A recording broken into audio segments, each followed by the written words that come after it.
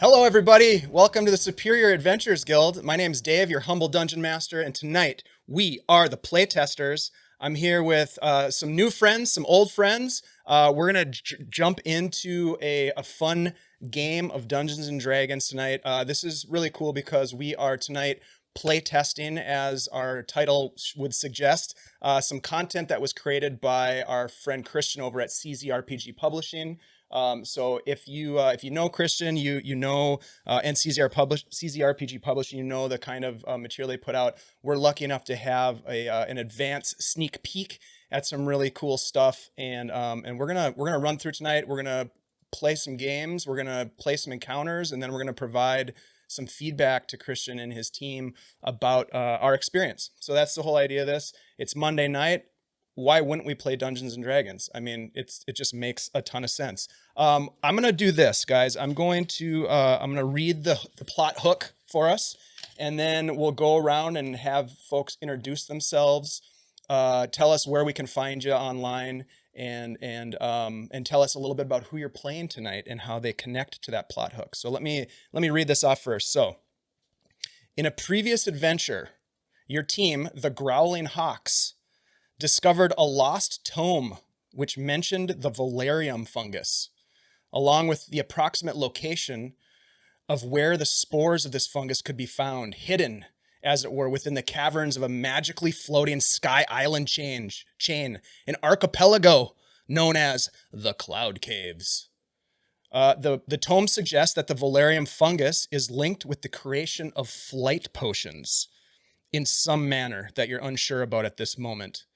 Now, as a resourceful team known as the Growling Hawks, you know that recovering the fungus could mean a huge payday. And let's be honest, y'all need the coin. So let's get into it. Let's first go to Chad, Mr. Vamp Wickmann. Tell us who you are, give us an introduction, where we can find you on the internets, and who you're playing tonight. Hey everybody, I'm Chad Vamp Wickmann. Oftentimes I'm on this channel doing some one-shots, having a good time. I can be found moderating my wife's chat. I was on there yesterday doing a hot wing challenge. Marcy Lacelle. Spent more time than I care to admit with Dave in the past couple of months in person. That was very nice. Thank you very much. Tonight I am playing Bren Halifax, a half-elf cleric. Now, Bren believes he is as beautiful on the inside as he is on the outside. Oftentimes, while traveling and not even paying attention, you'll find him oiling himself up just to get that perfect tan and that perfect shine, because he really feels like moisture is the essence of wetness, and wetness is the essence of beauty. So he's been called dumb and beautiful many times. Thank you. Yeah, good catch.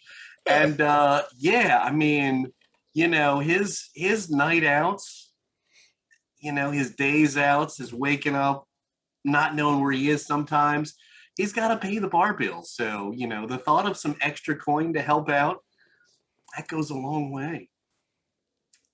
Very nice. Thank you so much for being here, Vamp. Or shall I call you Bren? Let's move on to Ashley, Minnesota Muse. Hello, everybody. I am Ashley, Minnesota Muse 99 on Twitter. And you can also find me as part of the Superior Adventures Guild on Wednesday nights for Saltmarsh and Thursday nights for Kids on Brooms. So please stop by and visit us those nights too. We would love to see you, even if you just come by and say hi.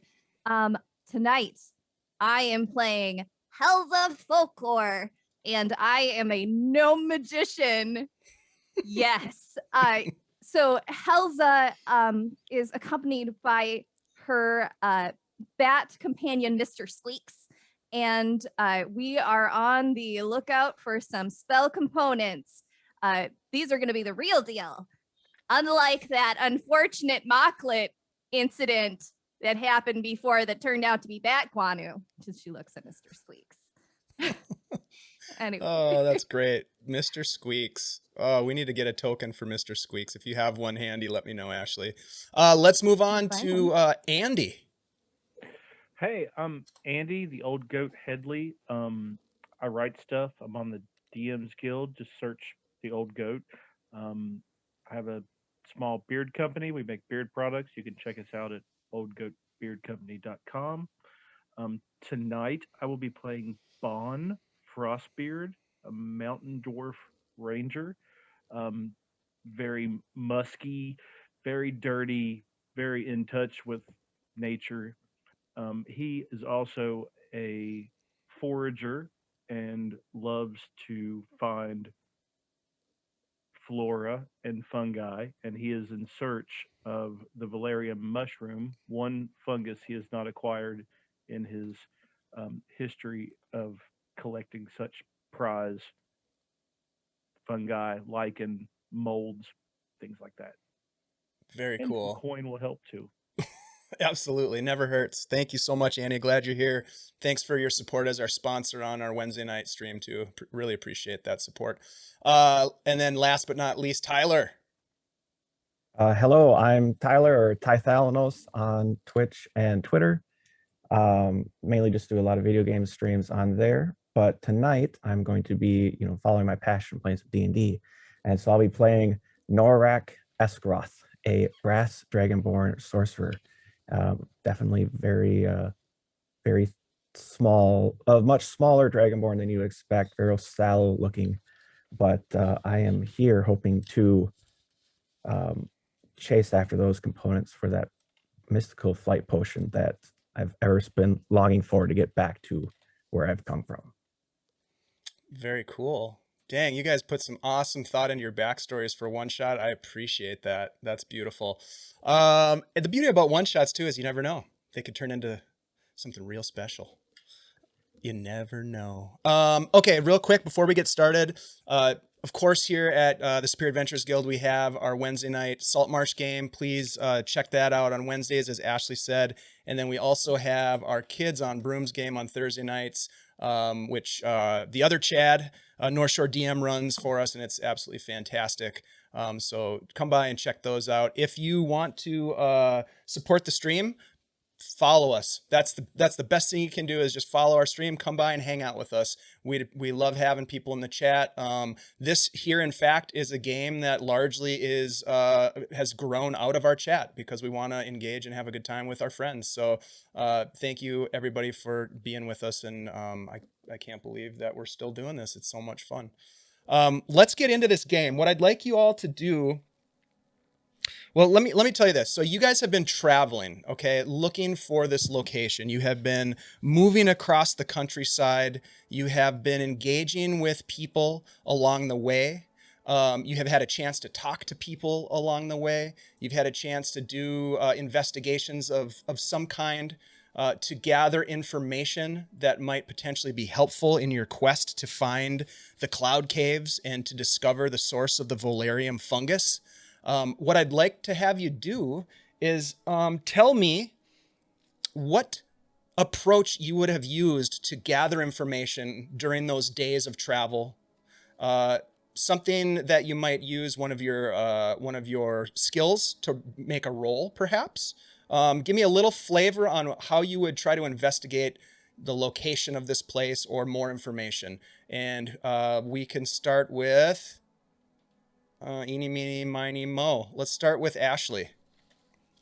Okay, so I'm pretty good with history and also with nature, and I've been having Mr. Squeakers investigate the caves in the area to see if there's any of the types of fungi that we are interested in, and then possibly seeing if there's any cloud formations that look strange by using his echolocation.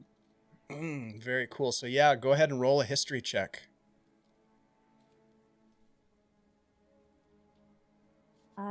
Dirty 20. Ooh, very nice. So you have spoken with people. You have used the echolocation of your familiar. you have been successful in that in your talkings to and your investigations, you have discovered that there is indeed nearby a location where these islands seem to float in the sky. You have gotten great directions to that. Because of your role, you have also learned that there are a number of settlements around this location that have been, how shall we say, perhaps, raided by creatures. Creatures that have been hard to describe because they have never been seen before, but someone has described them almost as if they were flying monkeys. Who would like to go next? Tithalanos, why don't you go next, buddy? Tell me how you would investigate and what skill you'd use. Sure. I think as we get a little closer and hearing that we've been looking for some floating islands, that there may be something in the like ley lines or in the dirt and the rocks, and would probably try to inspect some of the nearby area to see if there's a lighter material or something that seems to kind of float. So it might be like an Arcana. Yeah, that sounds about right. Go ahead and roll Arcana. Only a 6, must not be that close. There are a variety of theories about how the islands themselves float. You don't detect any sort of substances as you search around during your travels. You don't see any evidence of it being a reality, but you hear theories of blessings by gods. You hear theories of some sort of device that perhaps changes the way gravity works on these island chains, but none of them really have been corroborated. So at this point, they're kind of theories in your mind. Let's move to Bon. Bond comes from a criminal background, so that allows him various networks so he can communicate with merchants, legal and illegal, traders, hunters, poachers, to use his insight to see what information is actually truthful to lead him toward the location that he's looking for. Okay. What are you going to roll? You're going to roll Insight. Got it. Okay.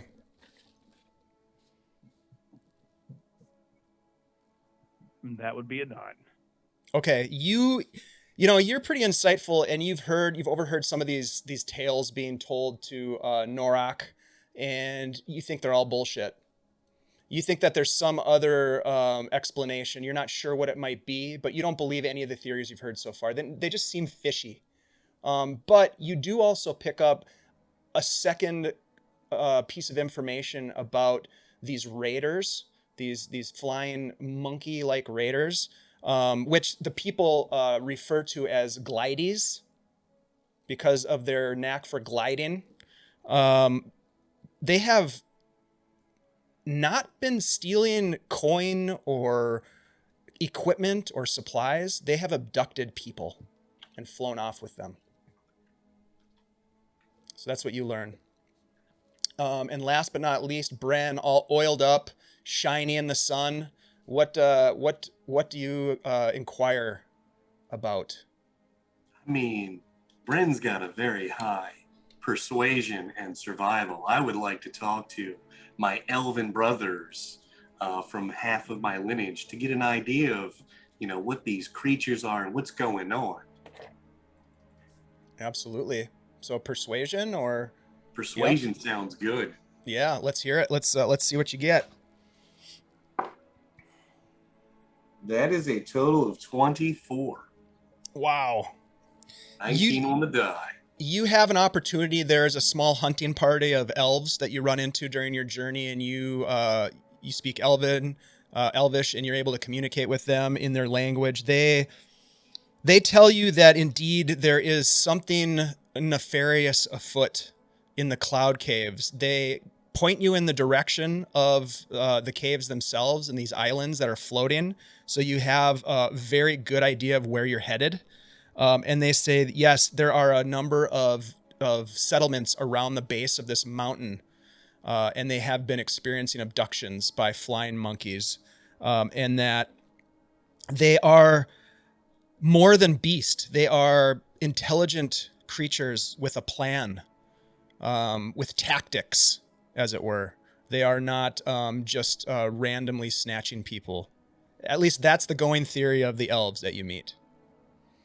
And then they sort of disappear back into the woods.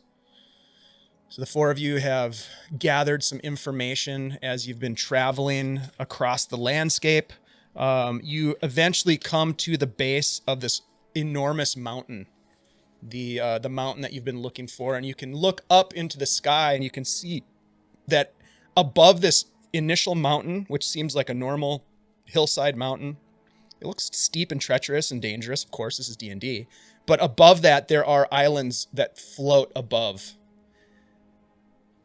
And the only way to get there is to start climbing. So there are a couple of things. As you're getting close to the base of the mountain, you get closer and closer. You get to the foothills, and you start to traverse the foothills, and it gets steeper and steeper. I would like one of you, let's go with Bon. Roll a D4 for me, please.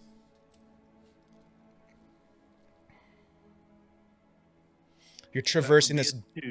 A 2. You're traversing this dirt track. And you come around the corner, rocks kind of skittering down the hillside as you walk forward. Who would be in front? What would be the marching order here? I think with me being a mountain dwarf, I probably will take point. And a ranger. That would make sense. Yep. Okay, so Bond's in front. I'm exceptionally squishy. So you're going to go in the middle. Yes, please. I would like to be a gnome sandwich. And Helza, what's your last name? Full core. Okay, got it. Who's going to go after Helza Fulcor? From the Fulkers. You know, she grew up with a bunch of Fulkers. That's for sure. Mm-hmm. Who wants to go third after Helza? You're so red. I am so red. Yeah.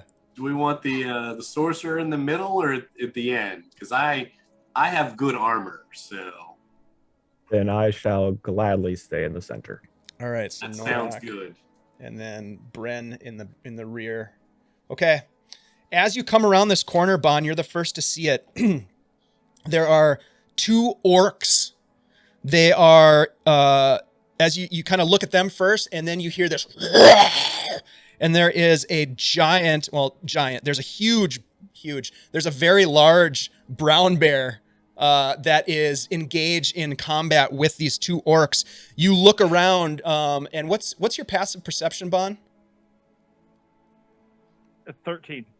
Yeah, without a doubt, you look down at the feet of these orcs, and there is a 3rd orc that appears to have been mauled and is lifeless, laying there.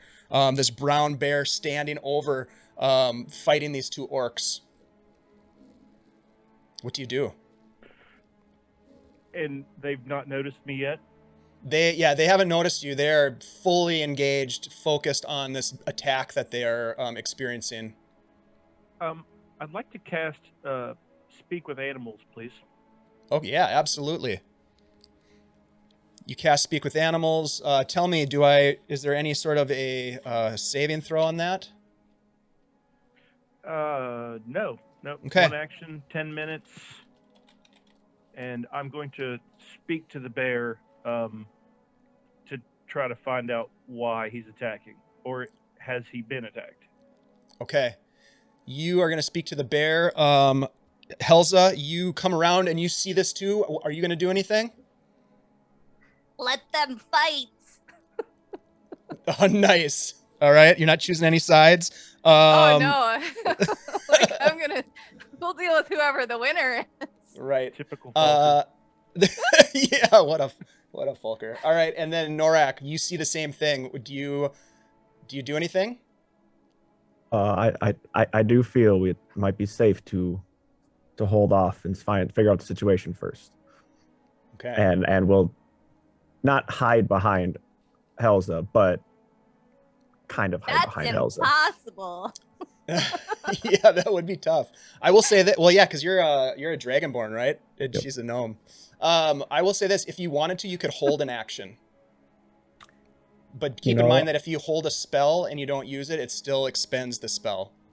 I have a crossbow that I probably would have been clutching a little afraid of the wilderness. I will ready a crossbow shot in case one of them charges at us angrily. Okay. All right. And Helza, I'm sorry I didn't mention that to you. Do you want to prepare anything or ready an action at all? I'll cast Ray of Frost if any of them come at us in a threatening way. Okay. All right. And then Bren, what would you like to do as you come around the corner and see this all playing out? Now, with my survival skills, I know that a bear is natural on a mountain in this environment. But those orcs, I don't think they should be here. So I charge. All right, you're going to charge in. All right, so here's what we'll do. Everybody roll initiative. Ooh.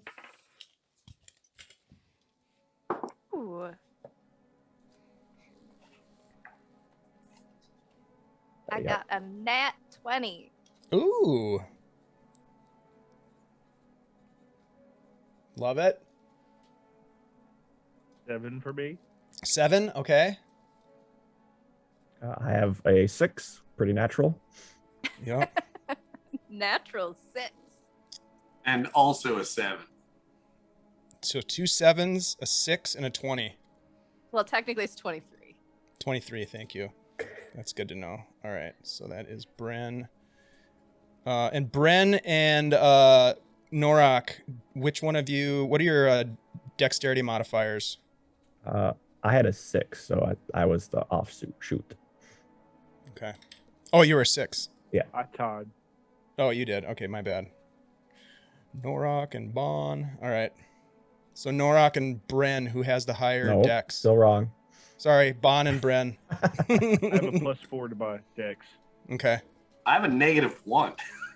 All right, so we'll say Bon goes before you do. How's that sound? Bon and Norak. Just kidding, Bren. That was a joke. Let's see what happens with the orc.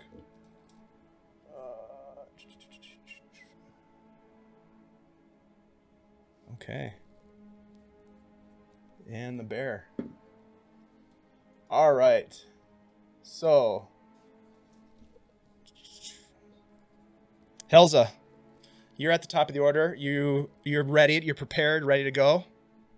If something happens, the orcs take a swing because they're next in line. Actually, I should say this, Helza. Do you want to do anything else besides that? Do you want to move? You guys are basically in a line.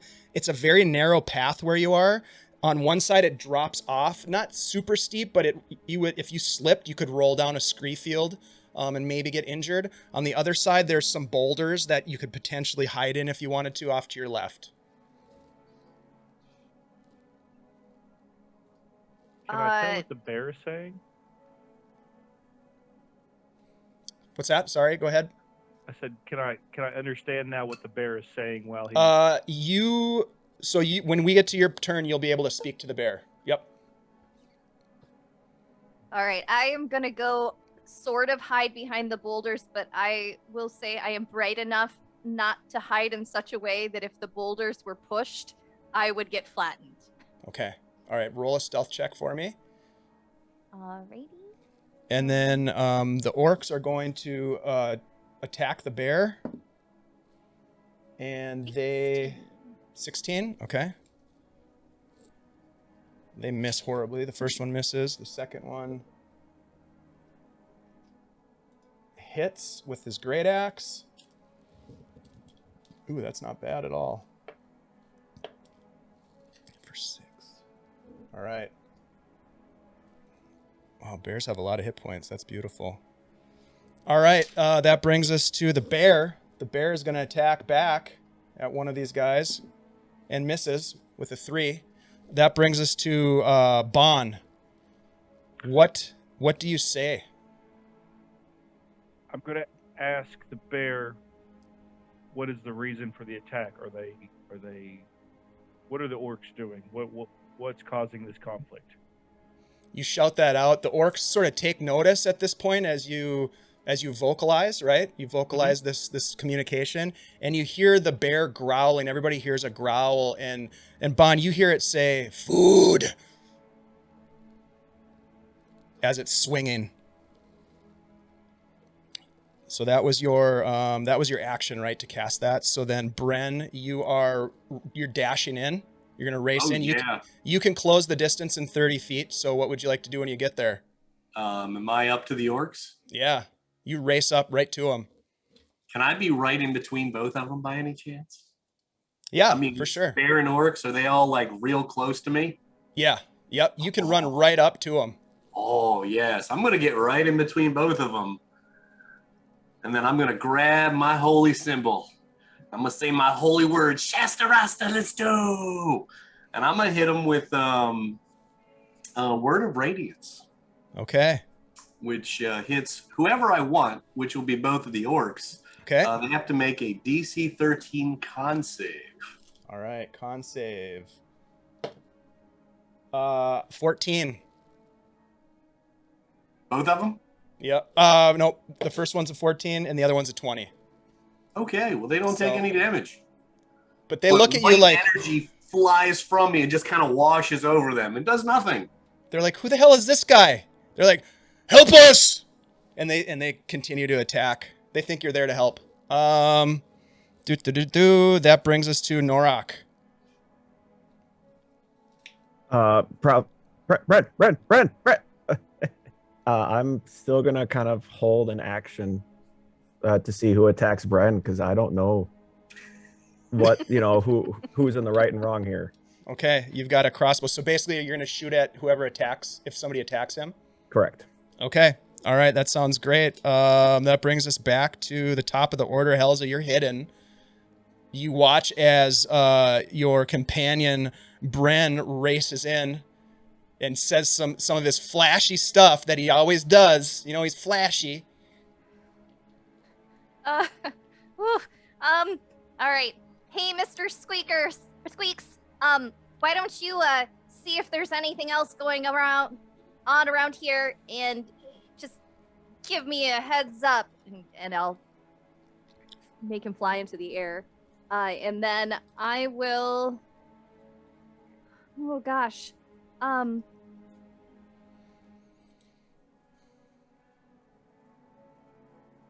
do not have anything except I'm gonna hold action too, just to see like where this is going down. I'm half expecting Bren to like punch both sides and then like have both sides attack him. That would be but on for par. right now, I'm just like hiding behind a boulder. All right. That brings us to the orc. Sorry. The orc is going to swing at the bear, still seeing you, Bren, as perhaps someone that came to save them. Oh man, these guys are not great with their abilities here. That's gonna be a. Oh yeah, that hits. That hits the bear. Solid hit on the bear. The bear takes a massive axe to the chest. The other orc swings as well. Natural 20.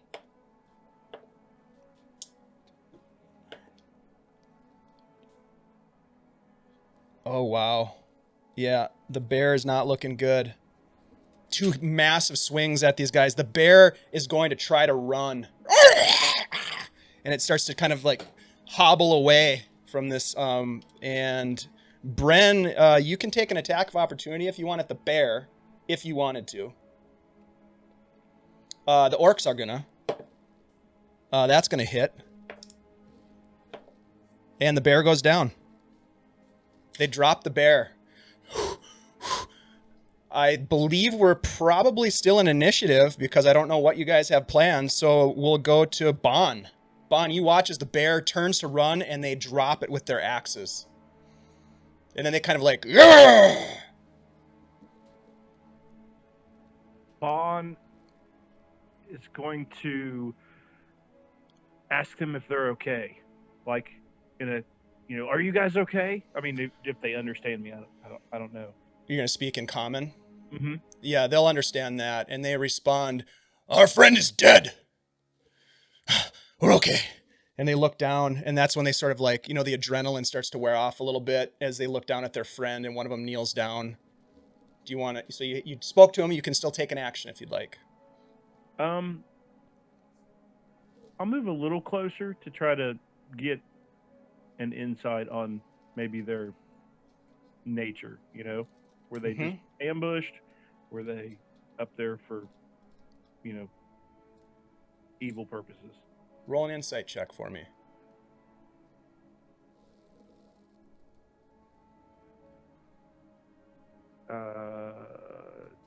That is a 20 with bonus. Very nice. You first of all, the first thing you notice is that they're not hostile towards Bren, who's standing right there, ran in and was doing his flashy oiled up thing. They don't seem like they're aggressive. They've sort of dropped their axes to their you know, down by their feet, and like I said, one of them is kind of bent down, like shaking his friend. You don't get the sense that they're dangerous right now. So that would be your turn, sort of to intuit that. Do you move up to them? Yeah. And can I communicate with the group that I feel like they're not hostile? Yeah, for sure. Okay. Yep. That would then bring us to Bren. Bren, you're standing there. The bear drops. You hear your companion, Bon, call out. You hear their response. How freshly dropped is their friend? Is he like gone? Roll a medicine check for me as you look down to take in the situation. Certainly. And that is a dirty 20. Okay. Also roll me a percentile, please. There's a slight chance that this individual is still alive. We'll call it 20%. High, he flies. Low, he dies. 59. Yeah, he's dead. He's okay. real dead. He's mauled. I mean, he's torn open. It's ugly. But you get the sense that his friends haven't really like accepted that. They're like trying to shake him awake. Is there anything else you'd like to do? I say a prayer over the butt. Okay. And then finally we get to Norok. You see this all going down. I will walk up towards Helza and kind of put a hand on her shoulder very shakily and be like, I'm glad we waited. And then we'll kind of continue in advance, but still kind of give them distance. Okay. Safe to say we're out of initiative. Does anybody else want to do anything aggressive towards these orcs? Okay. As the situation sort of calms down, one of them starts to weep, visibly weeps over their friend's death. They explain to you that they were out on a hunting trip and the bear surprised them. They knew that there was a bear in the area, and Bon, as you look around, I mean, there's bear sign everywhere. They said that they were actually hunting stag and just sort of happened into this bear's territory and were attacked. There is a huge bear laying on the ground, and your first instinct is to start skinning it and sort of, you know, utilizing the flesh perhaps as a ranger. But they thank you. They sort of like pat you on the oily back, Bren, and they thank you for helping them, for saving them. They offer you as a party, they offer you 10 gold pieces in return for your bravery. And they say, this is all we have, but you saved our lives. Thank you. Take it, please. It would be an honor. And they hold it out to you. Can I ask them a question? Yeah. Bon would like to inquire about the flying monkeys, if they've seen them. Ooh, yeah. Let me roll here. Thank you. Helza takes the money. Races up, takes the money. They tell you that yes, they've heard of these flying monkeys, but they haven't seen them, and they didn't believe the rumors to be true. How could a monkey fly? You know, so they're not fully sold on it, but they also know that there have been people disappearing from the areas, the settlements around the base of the mountain, and they're a small clan of orcs have been in some cases blamed for some of the abductions, but they've tried to, to clear their name and make good on it. They're not well liked by some of the populations nearby, but they don't seem to mean any harm. They seem to be pretty sincere in their response to you. They give you the money. They start butchering the bear and offer you some of the fresh meat. Should you want to take any with you to add to your supplies, you can certainly do that if you want to. It's not cooked. It's not dried or anything else. It's just raw bear meat. If you would like to take some, you can write that down on your character sheets. They do say some of their own prayers in Orcish. And they have a tarp that they roll their friend up in, and they build a stretcher out of some of the stunted trees nearby, and after about an hour perhaps, they carry off their dead back down the mountain, and you guys are left to continue your journey with 10 gold and some bear meat. Well, that was lucky. My battle plan didn't go as well as I thought. It went perfectly. I agree. You went in there, you made a big show, and then they took care of it themselves. It was a fabulous show. I do enjoy that. Next time, you should be a little farther away so they can take in all the grandeur. Not right between them. Yes. I gotta ask, what is that oil from? I just buy it at the different markets. It's great. It gives me that sheen that everyone loves. I look tan because my ancestry doesn't let me get too tanned, but this helps out with that. It's very nice. Would you like some? But is it like linseed oil, grape oil, olive oil, bear fat? What are you covered in? It's probably flammable. Oh, Jesus. As Of course it is. You pull out a little vial of oil that you have in your Yeah. pack to show them, and it has the emblem of Old Goat Beard Company on it. Yes. And you smell very, very good. I have a few vials of it. It's quite a few ounces, and I go through a lot of it. Not flammable. Might be. Might be. For your safety, I'll start talking like this to him. Just no errant sparks. He is a dragonborn, after all. That's amazing. You guys continue your journey up the mountainside, climbing sometimes steep ridge lines, the very narrow pathways with, as I mentioned, rocks kind of rolling off from your feet, pushing them, and then drop down, and you don't even hear when they hit their final resting place off of the side of the mountain. I do need you all I want you to make a check here, and I want you to tell me how you would be climbing using a skill that you have proficiency in. How would that help you in climbing up this mountain? And let's start this time with Norak. Oh, proficiency in that's not good. I think I am a bit dexterous, and I should be able to get from safe handhold to safe handhold and try to kind of jump my way around a little. Okay. A little more kind of acrobatics, but that's about all I've got. Let's do it. Roll an acrobatics check for me. All right, 15. Okay, yeah, you easily are able to scramble, hold yourself low against the side of the mountain when needed, and find the handholds you need to acrobatically climb. Let's go to Bren next. Well, I am proficient in athletics. Okay. I have obviously been known to work out a little bit. Oh, this is a fantasy world, folks. Yes. Yes. So many push-ups. Well, no, I do like 3. I'm like, yeah, and then I flex. That's all. Nice. Just for show. Always flexing. All right, Always. well, let's see what the athletics does. Let's see it. 16 total. Yeah, you know, your legs are thick and you're toned and they're shiny and hairless, I imagine. Absolutely.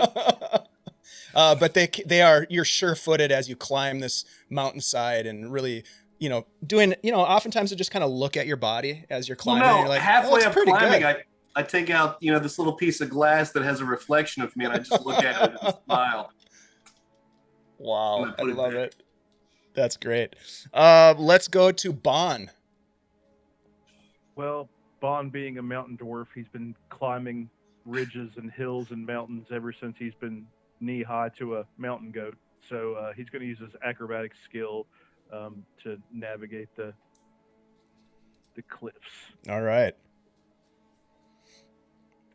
22. 22. Oh yeah. Without any problem, you scramble as if you were part goat at times, finding like little side trails that are easier than the main trail. And you definitely lead the way, oftentimes getting a little far ahead of the group and having to wait for them to catch up to you. But you have no problem making your way up this steep hillside. And finally, Helza.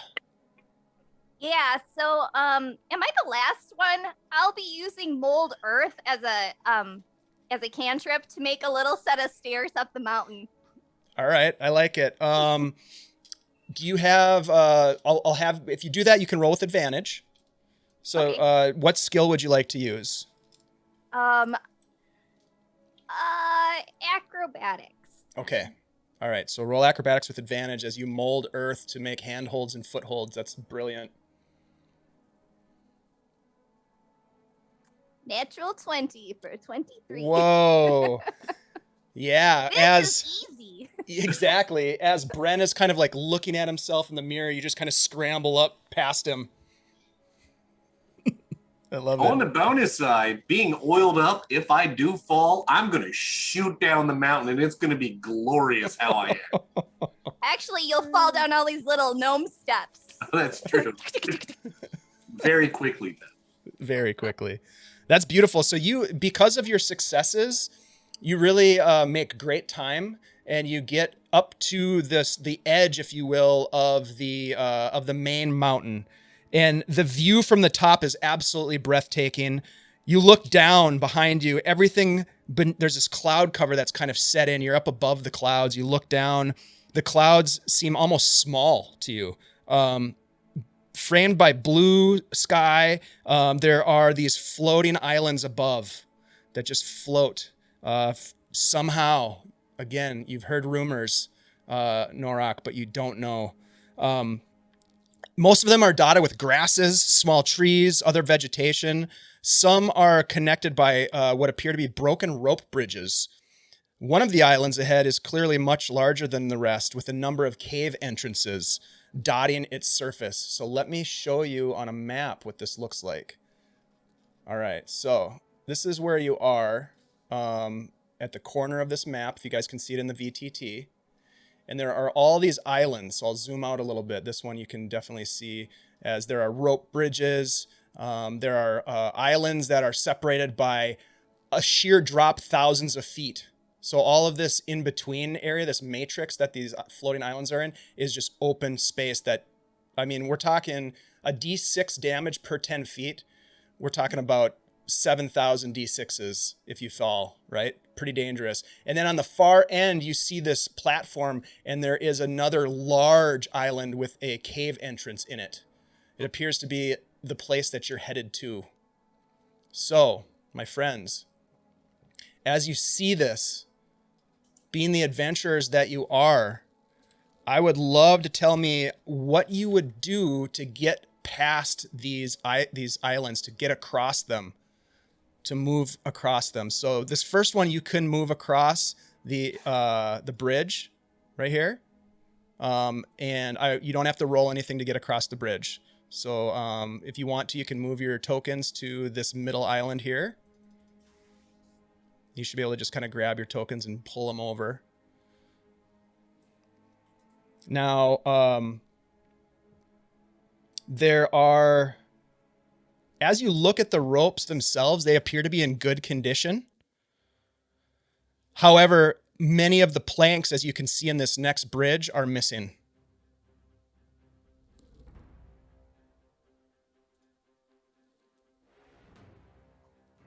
What would you like to do? You know, I do have this rope. We could,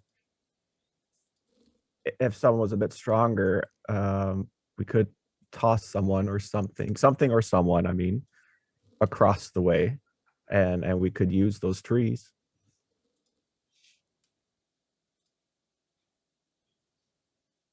I mean, the ropes are still there. We could still climb using the ropes. It would just be more difficult. Obviously, a third rope would help too if we can get it to catch. But perhaps, you know, somebody either stronger or more nimble going first. I also have a rope. We potentially could tie it to a rock and throw it across to make that third rope a little more steady. And I'll attempt to traverse it. Okay. So you're going to take the rope with you? I think I'm going to take the rope, if I can find a rock, tie it, and then first establish the rope across, and then I'll attempt to go across it. Okay. Fall to my death. Okay. Let's do it. What would you propose using in terms of a skill check to do this? What flavor? I think maybe a survival. Mm-hmm. Absolutely. I like it. And you're proficient in survival, I'm assuming. Yes. Yeah. That's an 11. Yeah, you make it. So you're able to fasten the rope snugly, right?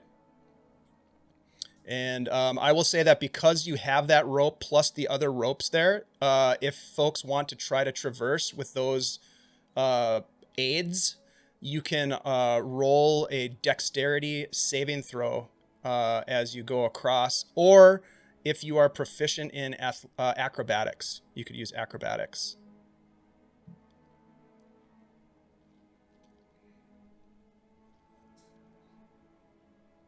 Who wants to go first? All right, Vaughn. I'll go with my acrobatics. 24. Yeah, you make it across no problem. You watch as he essentially like tightrope walks across the existing ropes, right? Nice. Yeah, so you make it over, and you have the rope. Do you kind of throw the rope back to the next person? Okay. Who wants to go second? I'll go for it. There was a tavern in that last town. I mean, we could just head back. Like, Thinking about it after this. Oh, 13. yeah, you make it across as well. So you guys can move your tokens over to this island, right here. What's the distance between these two islands? I would say that they're about 10 feet. Do you want to try to jump it? No, but I wouldn't mind having the rope tied around me when I do this and inevitably fall. Yeah. So tie the rope around your greasy body. I like it. Yes. Yes. What could go wrong? Mm-hmm. Nothing. Nothing. So I have to roll an acrobatics check. Yep. And with the rope, I will say, well, the rope will give you a lower difficulty challenge rating. Okay. And my dwarven friend is holding on tight, right? Is he a dragonborn? No, he is a half elf. Yes. Oh, okay. So I'm gonna like get in my stance, like my dwarven stance, like a tug of war, and I'm ready to like, you know, if he does fall, I can like try to swing him up onto the. Your optimism is great with the if. Here we go. So 2 minus 1 is 1. Oh yeah. Yeah, you fall. He falls, slips right off. He's got luckily you have the rope tied around you. You scream as you swing down like a pendulum. And Bon, roll a strengths athletics check for me. This could have been a very short one shot for you, Chad. 14. Yeah, you're able to hold him. Hold it as he's dangling, and you pull him up. You're able to pull him up and get him back up onto that small island. I'm shaking. I climb up and visibly shaken, and I'm just muttering, I'm pretty sure there's a lot more to life than being really, really, really ridiculously good looking. And I plan on finding out what that is. That's beautiful. All right, so Bren, you make it over onto the island. Helza, what are you going to do? Oh man. I do not have rope or anything. Can you guys like throw one of those ropes back over here? Definitely will. Yeah, let's untie Bren from the rope. And Actually, let's use this one. It's not as greasy. I was thinking the same thing. It's less oiled. Smart. no rope burn, though. That's true. I'll tie the rope, the end of the rope I got around my little gnomish waist. And then I will try to skitter across one of the existing ropes using the rope that is connected to someone else. I mean, who's holding the other end of the rope? Okay, as balance. Yeah, Bond's got you. He's holding on tight. All right, go ahead and make a roll. This would be a acrobatics check for you. 6. You slip and fall as you're going across, and it seems like it's going well, and you got a smile on your face because you always do. But then you slip off and you fall. But Bon, it's really not that hard to hold on to it. So, like, Yeah, you just kind of fish on, and you set the hook and yank her up. No problem. Helza, you make it over. With the rope trick, you that makes a huge difference. And I imagine that you would do something similar as you go across the rest of this. So what we'll do is we'll make one roll for whoever's going first with the rope across. So I think, Okay. Bon, I don't know if that's you on this next one. You guys can kind of decide who's going to go first. So if it's only 5 feet, maybe somebody can throw me, and then I will go across and tie it to a tree. I could totally throw her. Yeah, you could. And then somebody will, of course, be holding the other end as well. Got it. Definitely. Okay. Well, this It's like a just gives caber a little toss, weight right? on the end of a rope. Like, So They this call it is a caber toss. Like she gets both her feet in the palms of my hand. I'm like, now there's one little piece that'll make it slightly different or slightly more difficult, is that this next island is actually 5 feet higher than the island you're on. So not only is it like 7 to 8 feet distance wise horizontally, but it's 5 feet up. So whatever the hypotenuse of that angle is, Ty, you can figure that out. A squared plus B squared equals C squared. I'm kidding. Don't worry about it. But my mind went blank. My mind went blank. Bon, go ahead and make a let's say athletics to throw your companion.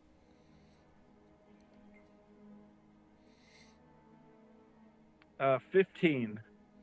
And then Helza, go ahead and make a dexterity, either I would say acrobatics. Make an acrobatics check because you're ready for this. 11. Yeah, Bon hoists you across. You kind of look down, but you make it and you land on your feet. You skitter over and tie off the rope onto that tree. And all of you are able to make it over to this next island without any problem. Now, the next island, there's no kind of rope connecting, but you could try to throw as well. That one is, this should actually be easier because it's 5 feet lower than where you are right now. So if you want to continue to do the same trick, okay, we're not even going to roll for it. We'll just say that you guys are Toss able your to gnome. do The that. gnome toss. Yep, you do the gnome toss with that one, no problem. This next one is 10 feet higher than the island that you're on. If you want to go, I mean, I'm assuming you're going to go to this one here. I guess I'm making some assumptions, but oop, this one here. Wow. Yeah. You know the one I'm talking about right here. Like, it's not. Are we able to walk out onto the bridge some? Yes. Yep. And you look at those ropes, Bon, and you can see without even making a roll that they look sturdy. The ropes that are strung across the chasm, as it were, seem to be well secured. So how much does it cut down if I walk out onto the existing planks before I toss the gnome? I would say it's 12 feet if you're out on the planks. But the planks themselves don't feel very stable as you kind of step on them and kind of give them a little test. Like if you're going to kind of use them to push, you're a little nervous about that. You can do it. Don't worry, guys. Why don't you just keep a hold of like the one end of the rope, and then I will skitter across, and if I fall, then you just pull me back up. And then I'll go across to the island and tie it to another tree. All right, so go ahead, Helza, and make an acrobatics check again to get across the rope. 12. I'm slowly getting better. You're gaining your confidence, despite the certain death if you were to fall. But you do make it over, and you utilize your skills to allow the party to get across. We won't roll for every single crossing. Now this next one here is, it looks like 5 feet higher than the one that you're on right now. If you were to go here, you could go here. This one here is the same distance. There we go. If you were to go this direction, this is 5 feet higher as well. So it just depends on which way you want to go. Do you think you could throw me 10 feet? I am confident I can throw you 10 feet. She like gives you a low 5. Yeah. All right, give the gnome a toss, Bon. Give me an athletics check. Sounds like an AC/DC song.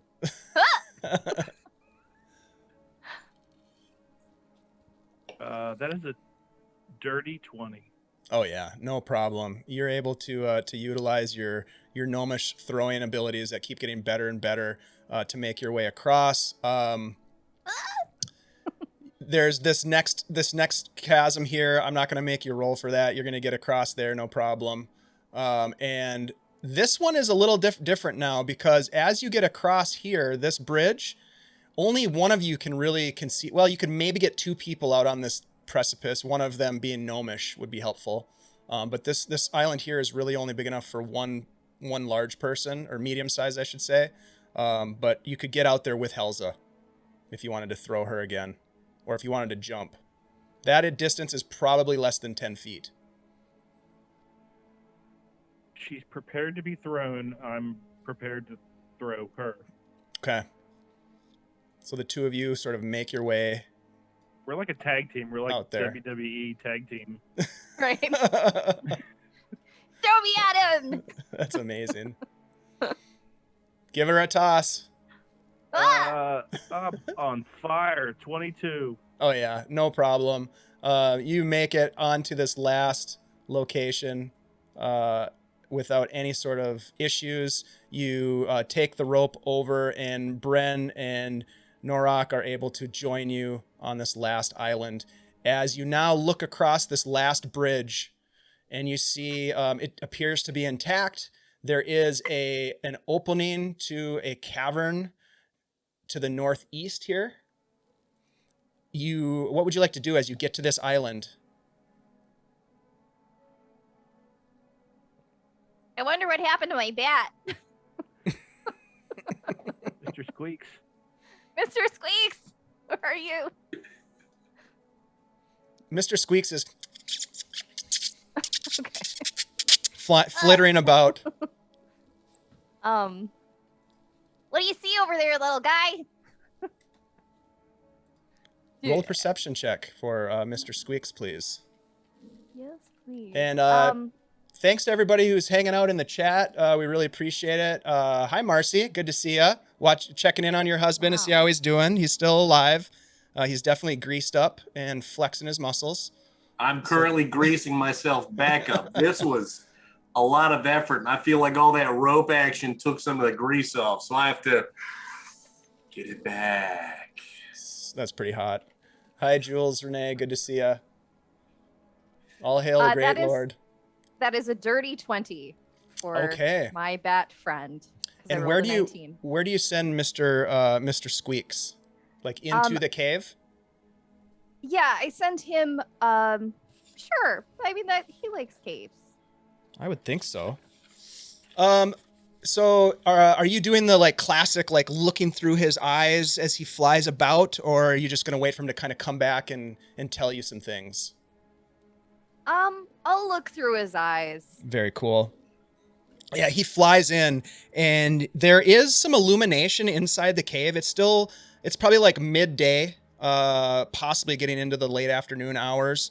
But there are sort of these caverns that are about 20 feet in height.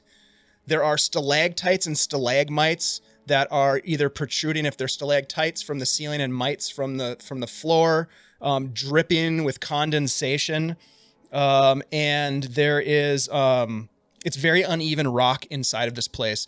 Mr. Squeaks only goes in a certain distance, which I think is limited on how much you can kind of see through his eyes before he sort of you lose that connection. I think it's 100 feet perhaps, but there is evidence he sees of habitation inside this cave within 100 feet. And then he flies back out. Oh man, that's a good cave. Good job, Mr. Squeaks. I relate that information to the rest of the party. Now, did you say it was dark in there or no? It is, from what, Mr. Squeaks uses echolocation to really see a lot of stuff. Blind sight. Right. You can see by just looking inside, Bren, that there is some illumination in there. It's not completely dark. You would perhaps describe it as dim light. Okay, because 3 of us can see in the dark pretty well. Yep. But I have a light cantrip that I'm willing to cast if we get into some darker situations. Can I not just walk in with my torch? Could do that as well. Stay away from the oily man. Yeah, that's gonna be bad. Flammable. Just a wee bit afraid of the dark. Get a marching order then. We should probably put the one with the torch in the back, just in case we're sneaking up.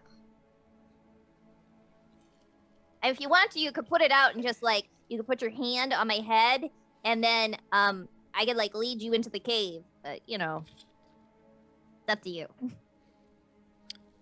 So Norok, you're going to go last with the torch? Yeah, whether it's lit or not is yet to be decided. Okay. Who's going to be in front? Bon going to be Bon? Okay. Yep. And then put the squishy gnome wizard in the middle after Bon, or before I'll go Norok? next. I can, make difficult terrain not difficult if we need to. Okay. So you'll go after Bon. And then Bren will go third in front of the Dragonborn. As you prepare to enter into the caves, we will take a break. We'll take a quick bio break. We'll say 5 minutes, and then we'll come back and we'll get into the caves and see what happens in here. It's bound to be a surprise, hopefully, unless you've read this, but I don't think you have. All right, we'll be back in just a minute, guys. Thank you.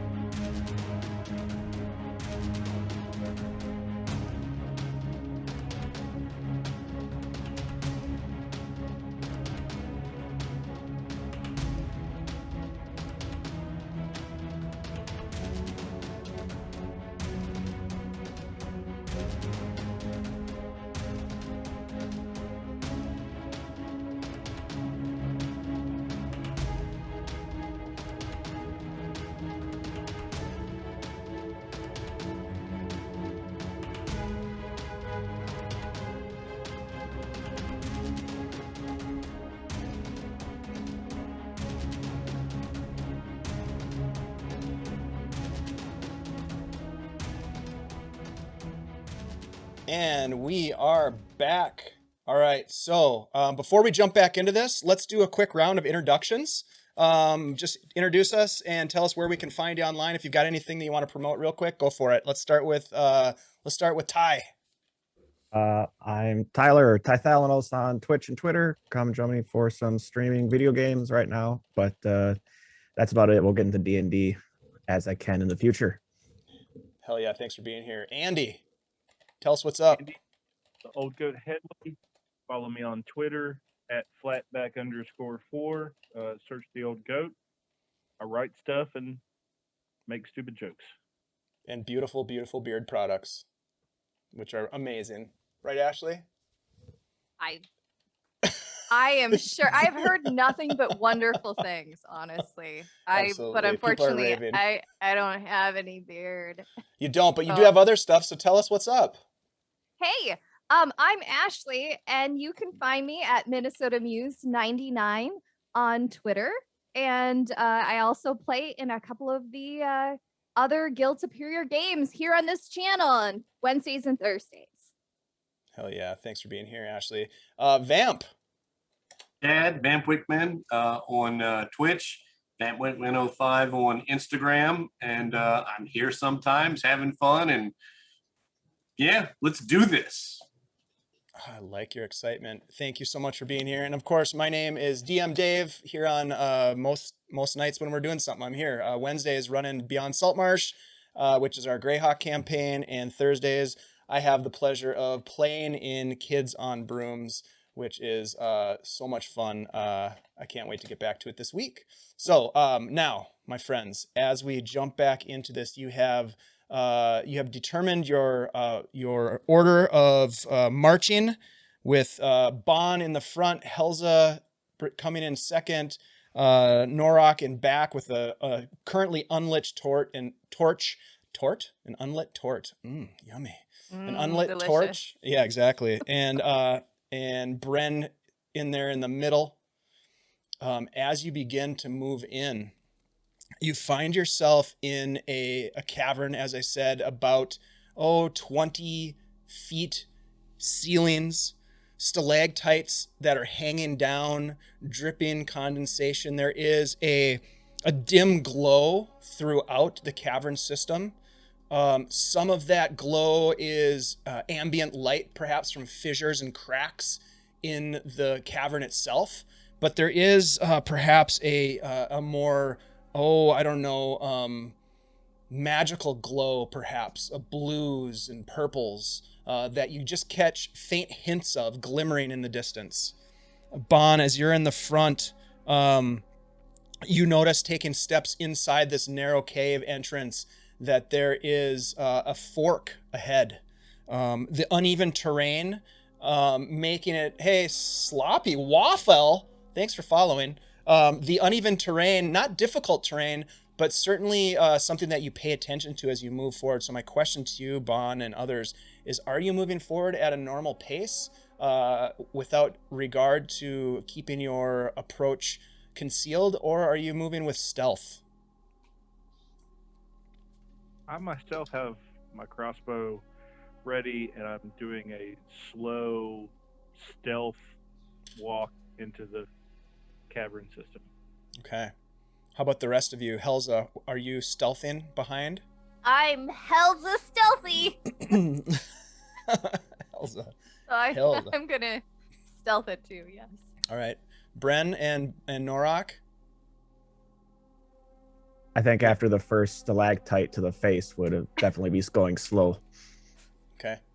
Is your torch lit or unlit at this point? Unlit, but I will cast prestidigitation so I can light it when I need to. Okay. And Bren, how about you? Are you going to try to stealth? Everybody who is, please roll a stealth check. I am as stealthy as a bag of hammers falling down the stairs. So, I mean, I can try. You can certainly try. 18. Okay. Hell's a stealth. 22. Wow, you weren't kidding. Helza stealthy. Wow, I got a 16 with disadvantage and a -1. That's not I bad. got a 19 and a 17 on the dice. Very cool. You know And what? It's because the armor is so oiled. It just doesn't make any noise. Like it's just oh my Like god, and German it's precision. yeah, just exactly. a low. Doesn't have a scratch on it. No. Norak, Except what when I about- fell. What Really cuts yeah, down the that's true. chafing too. It does. Even not being able to see, I'm wary of the stalactites. I forgot about the stalagmites hitting my shin. So I'm swearing in Draconic in the back because I rolled an 8. You rolled an 8. Okay, so you do make some noise. You're in the back, and Bren, you kind of turn to look. So this is, if you do not have dark vision, this is what would be considered dim light. So for you, Norak, that means that you would have disadvantage on any perception checks that rely on light. It is what you would call lightly obscured, unless you fire up your torch. So you're not blind. It's not completely dark, but it is dim, if you will. So the 4 of you move forward, and did you say you rolled an 8? An 8 for stealth. Okay. You get up to this point here, where there is a fork in the cavern system, Bon. You do not have disadvantage on your perception rolls. If you would like to make a perception roll, you certainly can to decide where to go next, or you can just go for it. What do you want to do? What kind of aroma am I catching in the? Is there anything out of the ordinary? Yeah, roll a perception check for me. It's all about the smells. Yeah, I agree. Not very good. A 9. It smells musty. It smells. You've spent a lot of time in caves and mountains. You smell organic decay. Not in the sense of like a nasty putrid smell necessarily, but earthy in aroma. I'm an earthy guy. Yeah, I can tell. And your token looks a lot like you, by the way, which is a beautiful thing. So yeah, you get that sense. You also see that there is light coming from the left. Peeking around the corner, you can see that there is what appears to be some crates, some satchels, some equipment and that sort of thing. Straight ahead, it's a little bit harder to tell, but it kind of the cavern kind of goes off to the northeast. And then you also notice from your position that there is a branch of the cave that goes sort of off to the southeast as well. I think I'm gonna stealthily make my way toward the crates. Okay. So let's see here. Why don't you go ahead and move forward to about wherever you want to get to. You can move as far in as you want, and this could potentially have an impact on what happens. Just letting you know. And you said the crates are to the west, right? The crates are to the west. Yep. Okay, so I will go along the cave wall stealthily about right there. As you turn the corner, you go ahead and roll a D100 for me real quick. And let's see. I'm going to 40. Okay. 40. All right, give me 1 second here. There it is.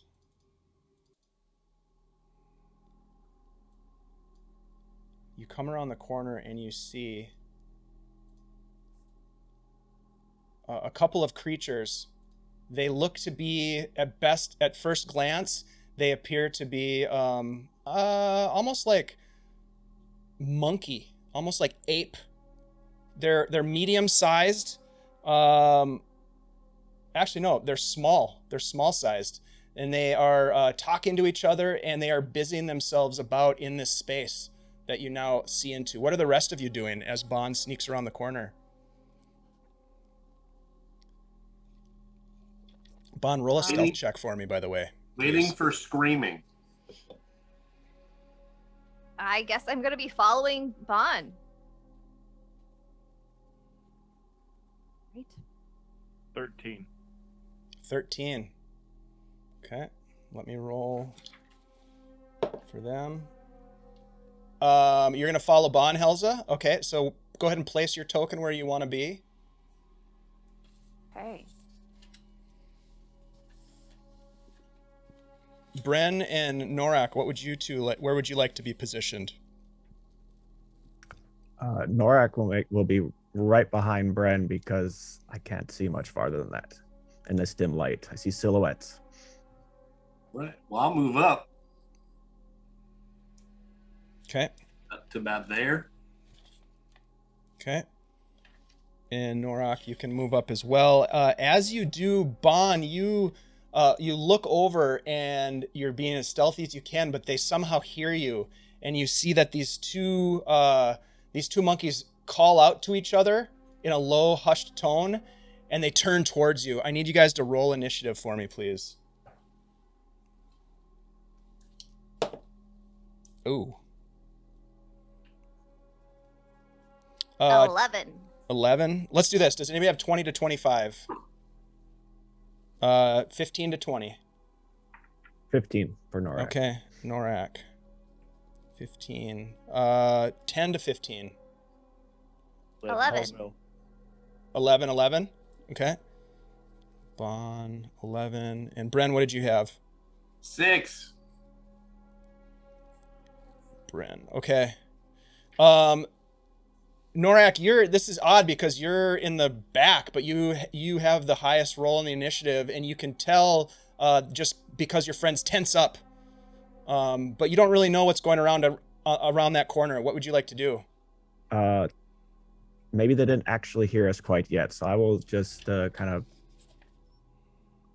pass my turn still and wait in case I hear yelling, then it might light up the torch. But even that will be questionable. Okay, so you're gonna prepare the torch essentially. Yeah. Okay. Bon, they notice you. They look at you.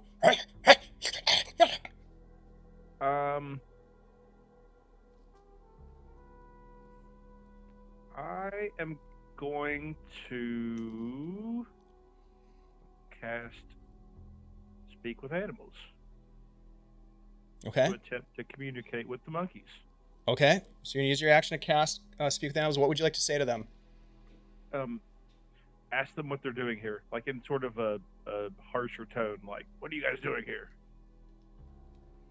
As if almost trying to intimidate them, perhaps? Exactly. Yeah. Like you shouldn't be here. I should be here. What are you doing here? Roll an intimidation check, please.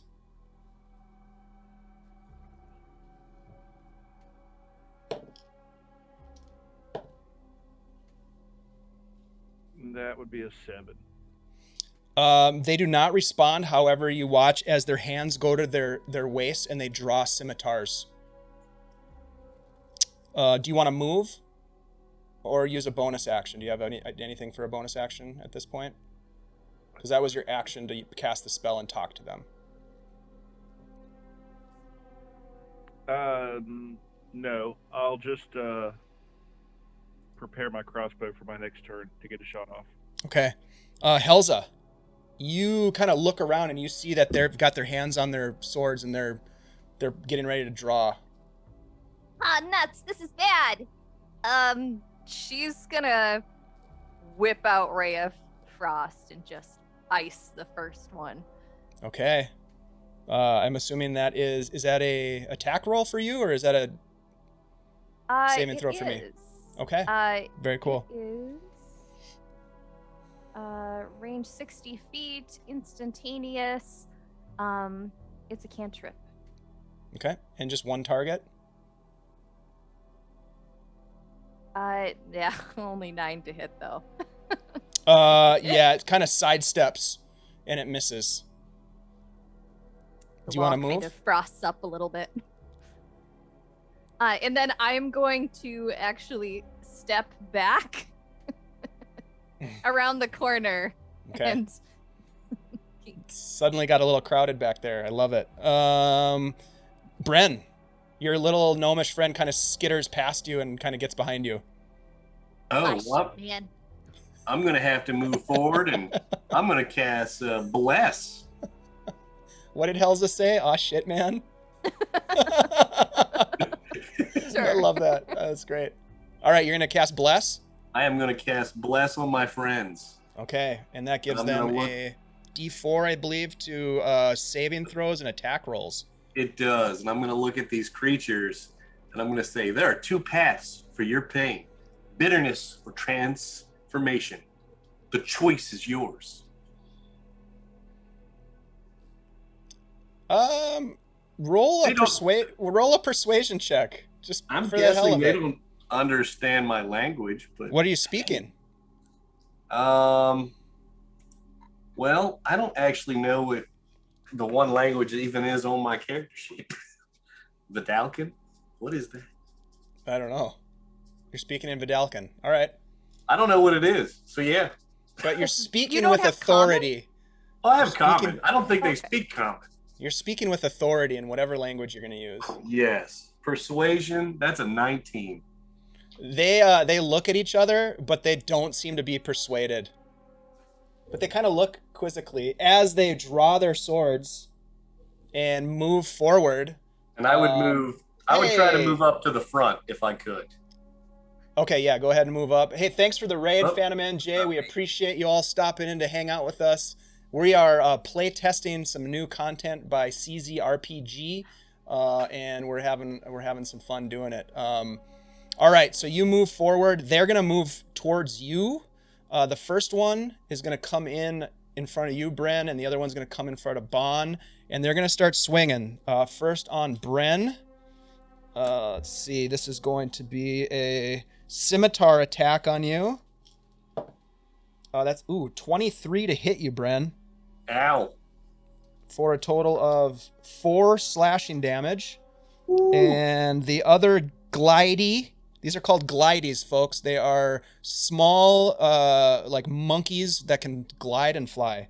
That's probably not going to hit you, Bon. That is only an 8 to hit. That is miss. Yeah, you bash the scimitar out of the way. That is their turn. Let's just see here if they can do any. Nope, that's all they do. That brings us back to the top of the order, Norak. You've watched your friends kind of run around the corner, and you can hear the clash of blades against Bon. What do you hold, Bon? What do you carry in your hand? It's a crossbow. Crossbow, heavy Yep. crossbow. Yep. So you just kind of bash their sword out of the way with your crossbow. That's pretty badass. I think hearing the sound of some sort of fighting will blow on the torch and ignite it, since I'm a brass dragonborn, Nice. and will step up and around the corner, and seeing the melee going on, will cast magic missile, Okay. and I'll do 2 on the one on the south and 1 on the north. So split up the damage. Go ahead and roll your damage, please. So 4 and another 4. So 8 damage to the first one Okay. and 3 damage to the other. They are both murdered where they stand, falling to the ground, dead. I'm so glad I can see. Feel so much better now. And actually, you look ahead and you can see that the space is a little bit brighter, this larger space. We're out of combat, so what would you guys like to do as you have snuffed out these 2 sentries?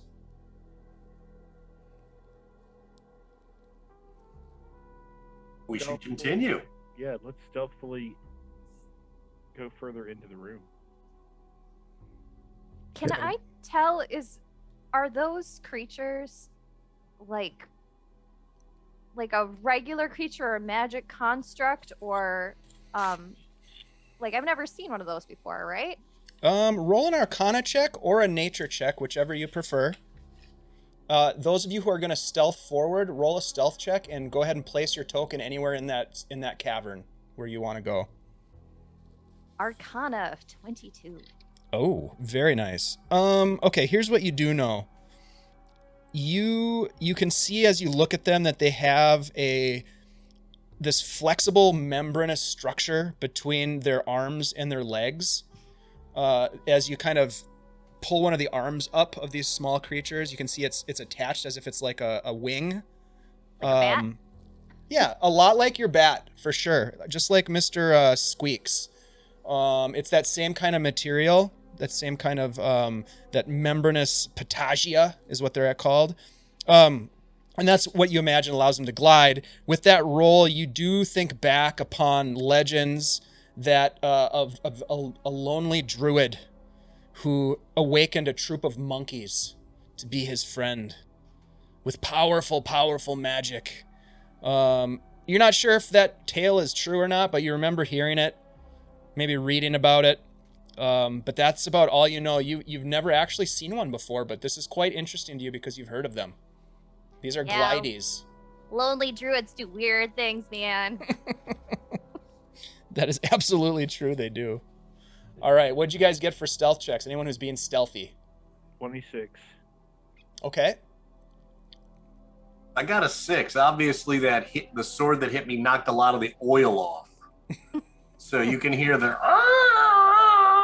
as it's just kind of rubbing a little wrong. I don't like that. I'm gonna have to re-oil that. That's uncomfortable. It is. Norak can see again, so roll a 17. Okay. So you move into the room, Bonnet. I'm not sure where you want to be, but you guys move into this room. And looking about, you see that it's cavernous. There are bedrolls strewn about.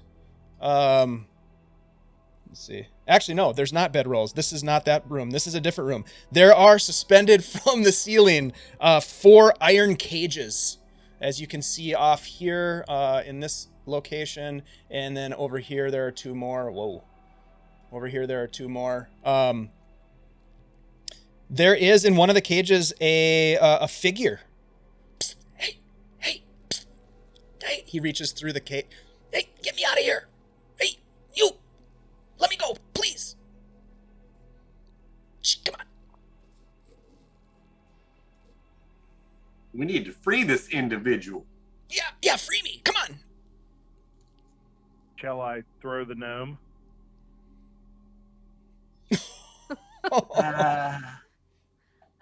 Yeah, how far off the ground are the cages?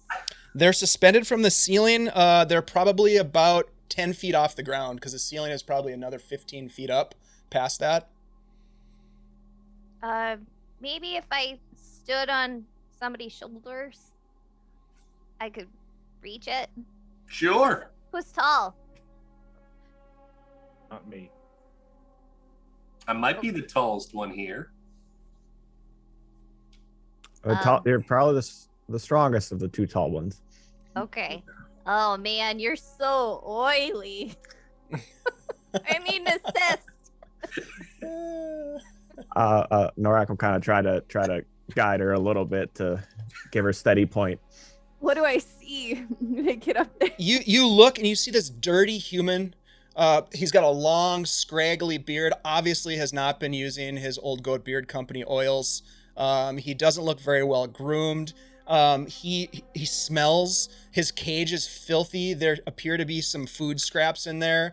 And he looks emaciated, perhaps like he's been in this cage for some time. He's like, "You gotta get me out of here. They're gonna kill me. Come on, open it up. That one's got a key. I think one of those monkeys got a key." Oh, okay, I'll be right back. And I slide down. Just squeaks. Quickly. All right. So one of the bodies might have some keys. And I'm going to go over and start rustling through pockets, see if they have anything on them. Roll an investigation check.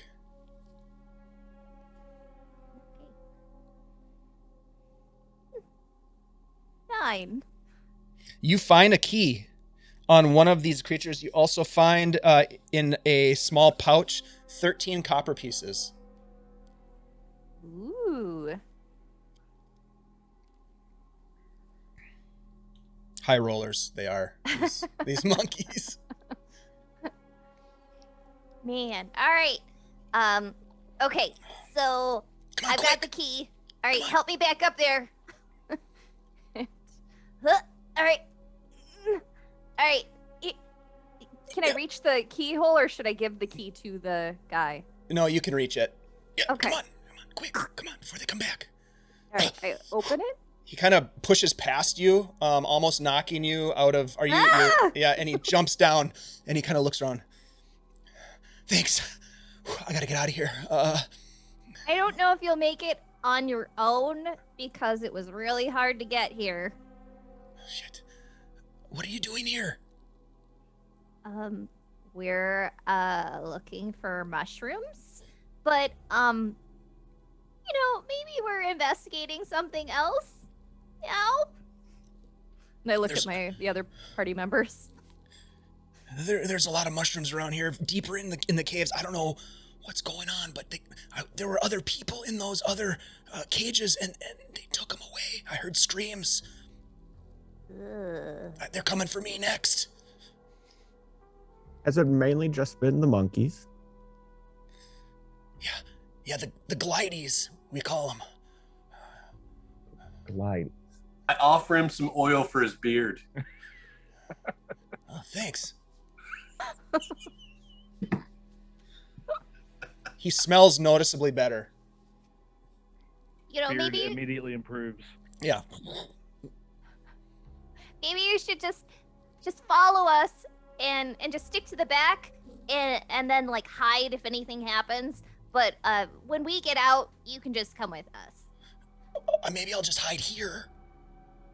I can hide over behind those crates. And then will you come back? You'll come back, right? You guys are gonna come back. My name's Marius, by the way. I'm Marius. I was abducted from the village. The one I'm talking about, right? That one village. And they took me here and there were some other people. I don't know who those other people were, but then they were gonna kill. I think they're gonna kill us. There's some sort of like, I don't know, screaming, basically. So I'm gonna wait here. Take one of their swords to defend yourself. Yeah, okay. I think that like they sleep in the next room up. That's all I know. I heard snoring. Helpful. Fawn offers him some rations and thank you. drink of his water skin. Thank you, sir. Thank you, sir. He kind of bows, deferentially to you. Thank you so much. I would be dead without you. I'm gonna wait here, okay? You're gonna come back, right? You're gonna come back? Coming back. Okay. Don't get killed. Before we go, how does my hair look? It looks really good, I guess. Thank you. Norak will leave him a torch and take out a fresh one. Since we're going in somewhere new. Thank you. Again, be ready to light it when needed. Thank you, sir. Thank you so much. I'm gonna hide right over here, and he scoots over behind some barrels and hunkers down. Okay, good luck. Don't die. Hey, bye, new friend. Yeah, my name's Marius. Yep, right. Okay. Guys, I think we have gotten into something bigger than mushrooms. But the pay is still the same. But we still want the mushrooms, right? I think so. I mean, the pay could be more. They may have picked some for us already. It might be easier. No. That's using your noggin. And heroes get Monkeys paid. with swords. Heroes get lots of perks. That is what I heard. So true. So do you guys let's- press on? Yeah, let's stealth onward. All right. Whoever wants to stealth, please roll a stealth check. Bon, I'm assuming you're going in front. Is that safe to assume? Yeah, heavy crossbow ready. Yep. And let's see. Helza was second. If you guys want to keep that marching order. So let's see. 17. Ooh. Okay. 17. What else? Who else got some numbers? Dirty 20. Holy Hell's a moly. stealthy. She's like a Stealthy rogue Falker. all of a sudden. She is a stealthy Falker. 7. Not so stealthy Falker. And 18. Wow, not bad. Okay, so you guys move forward. Bren making a bit of a ruckus as you do. Bon, as you get up to this next opening, you see this room opens up into a large cavern. It is dotted. This is the one that's dotted with bedrolls. It is dotted with bedrolls around the perimeter of the room, as you can see from the map.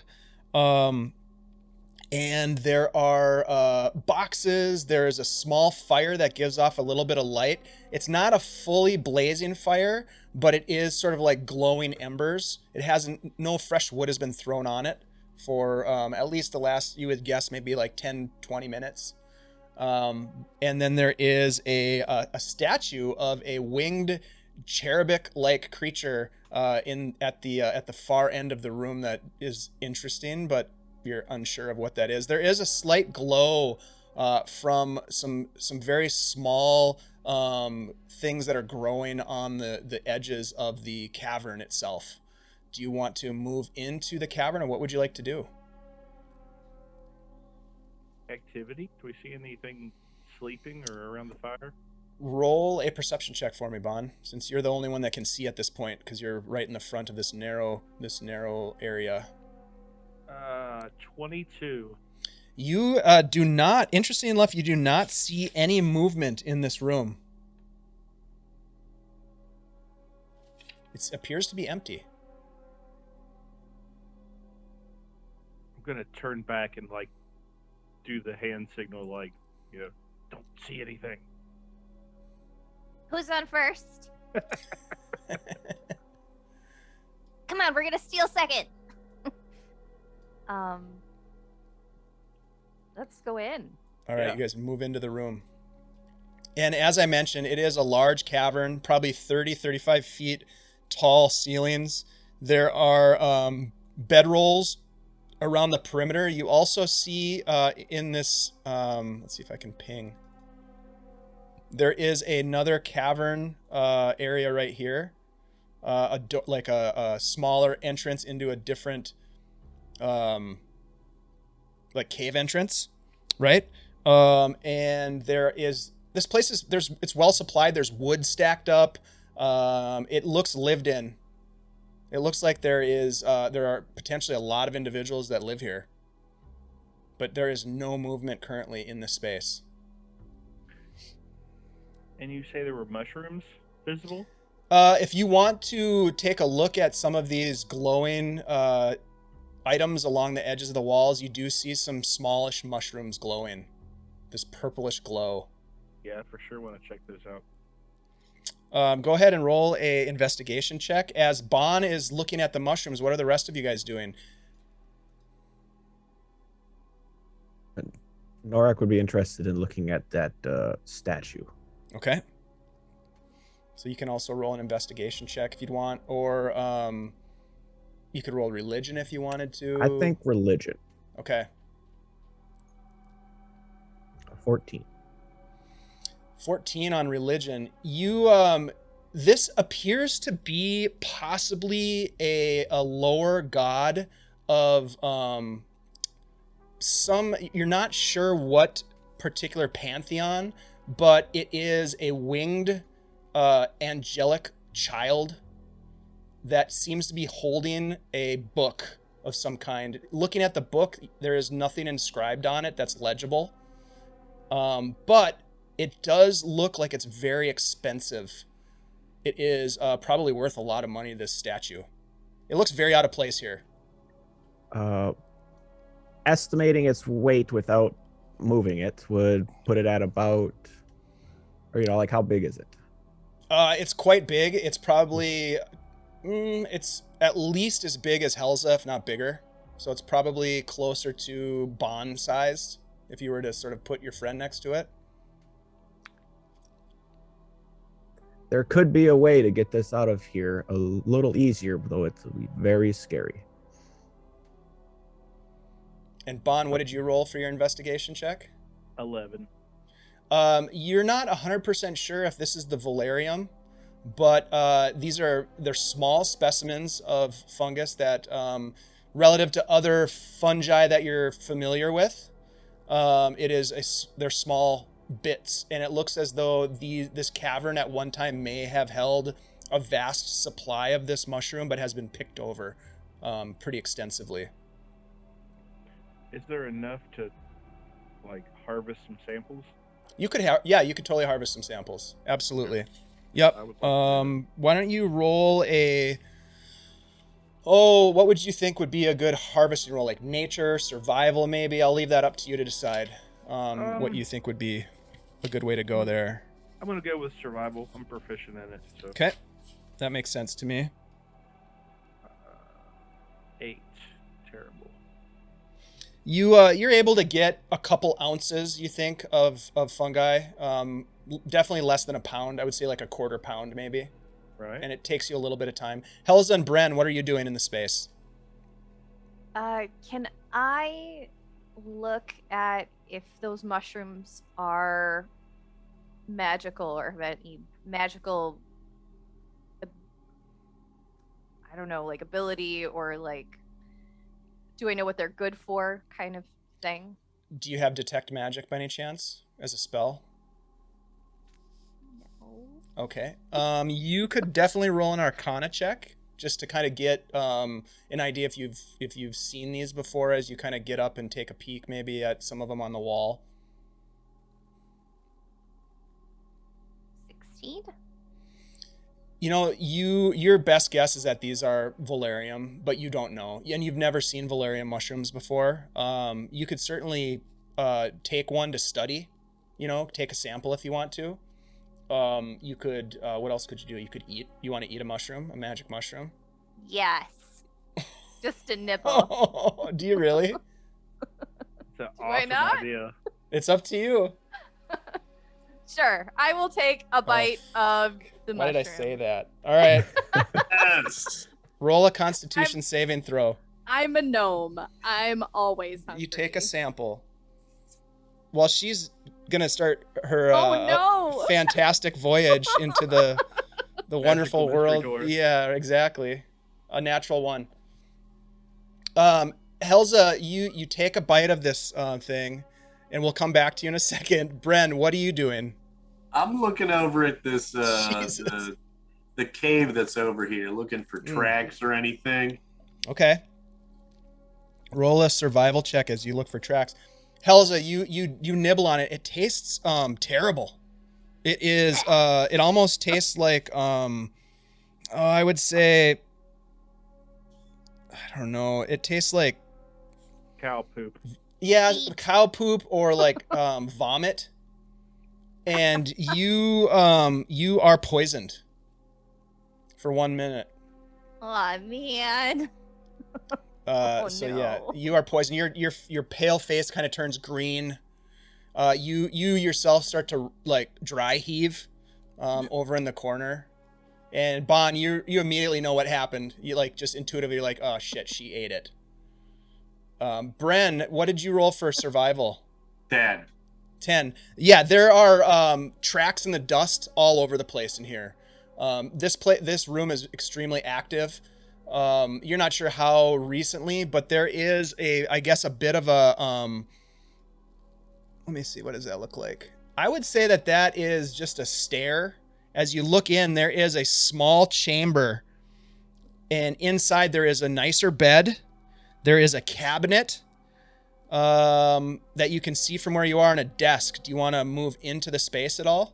Yeah, Absolutely. as you move in, you see there's a chest. As you get in, like about there, there's a chest down in the lower, down to the south of you. Let's see. But the room is otherwise empty. There's nobody in here. How big's the chest? It is, I would say if you're going to put it next to one of your companions, it's probably like half a bon.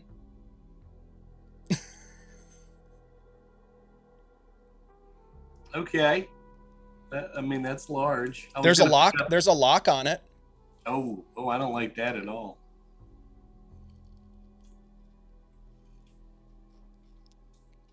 Do you want to do Well- anything else in that room? I mean, I want to get my friend's attention that there's a chest in here. So How would you do that? I want to do a little low whistle.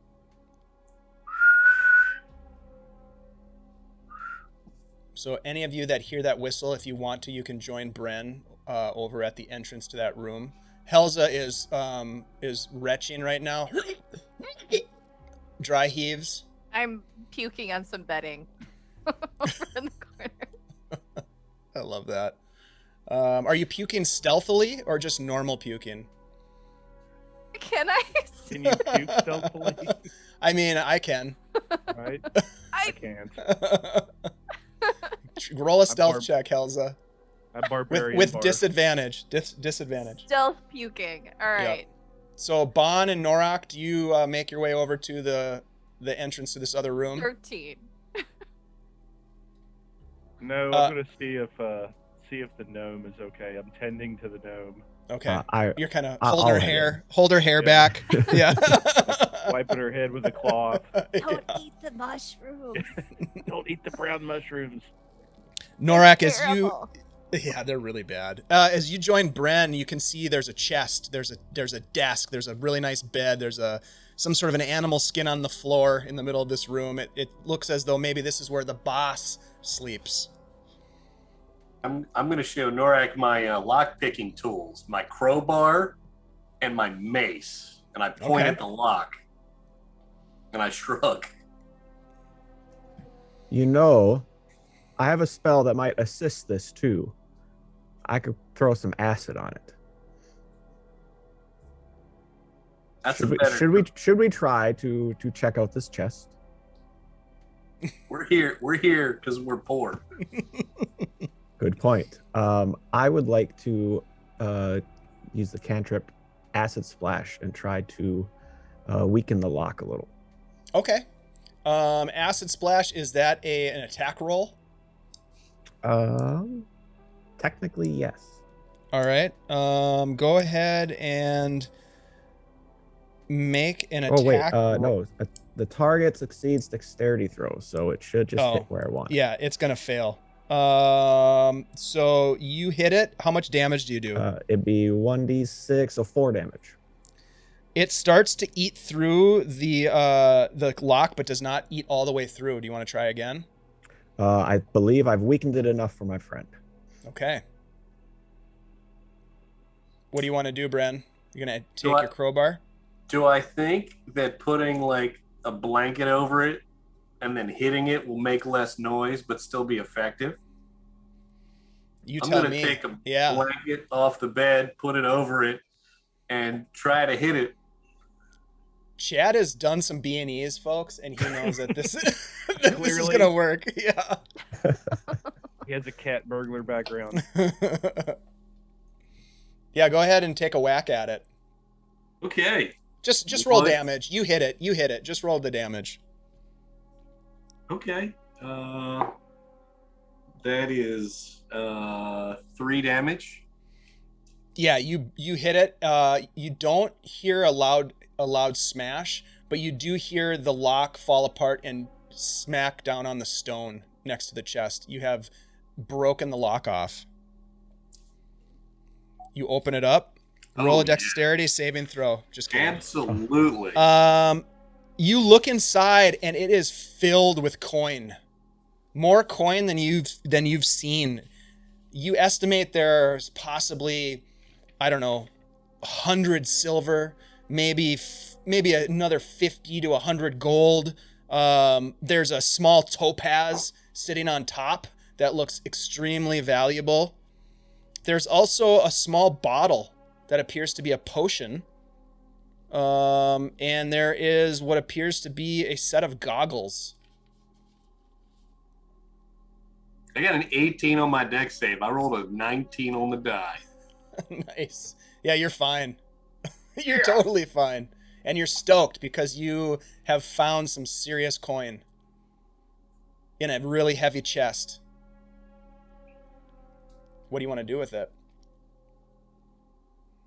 I don't know if we can carry the chest, but if we could, then Should we move it a little and hide it? should we at least pocket a little bit of it first, just in case? The Yeah. gem, the potion, some It'd be coin. prudent, I do believe. Would. In case we have to move, get out of here quickly.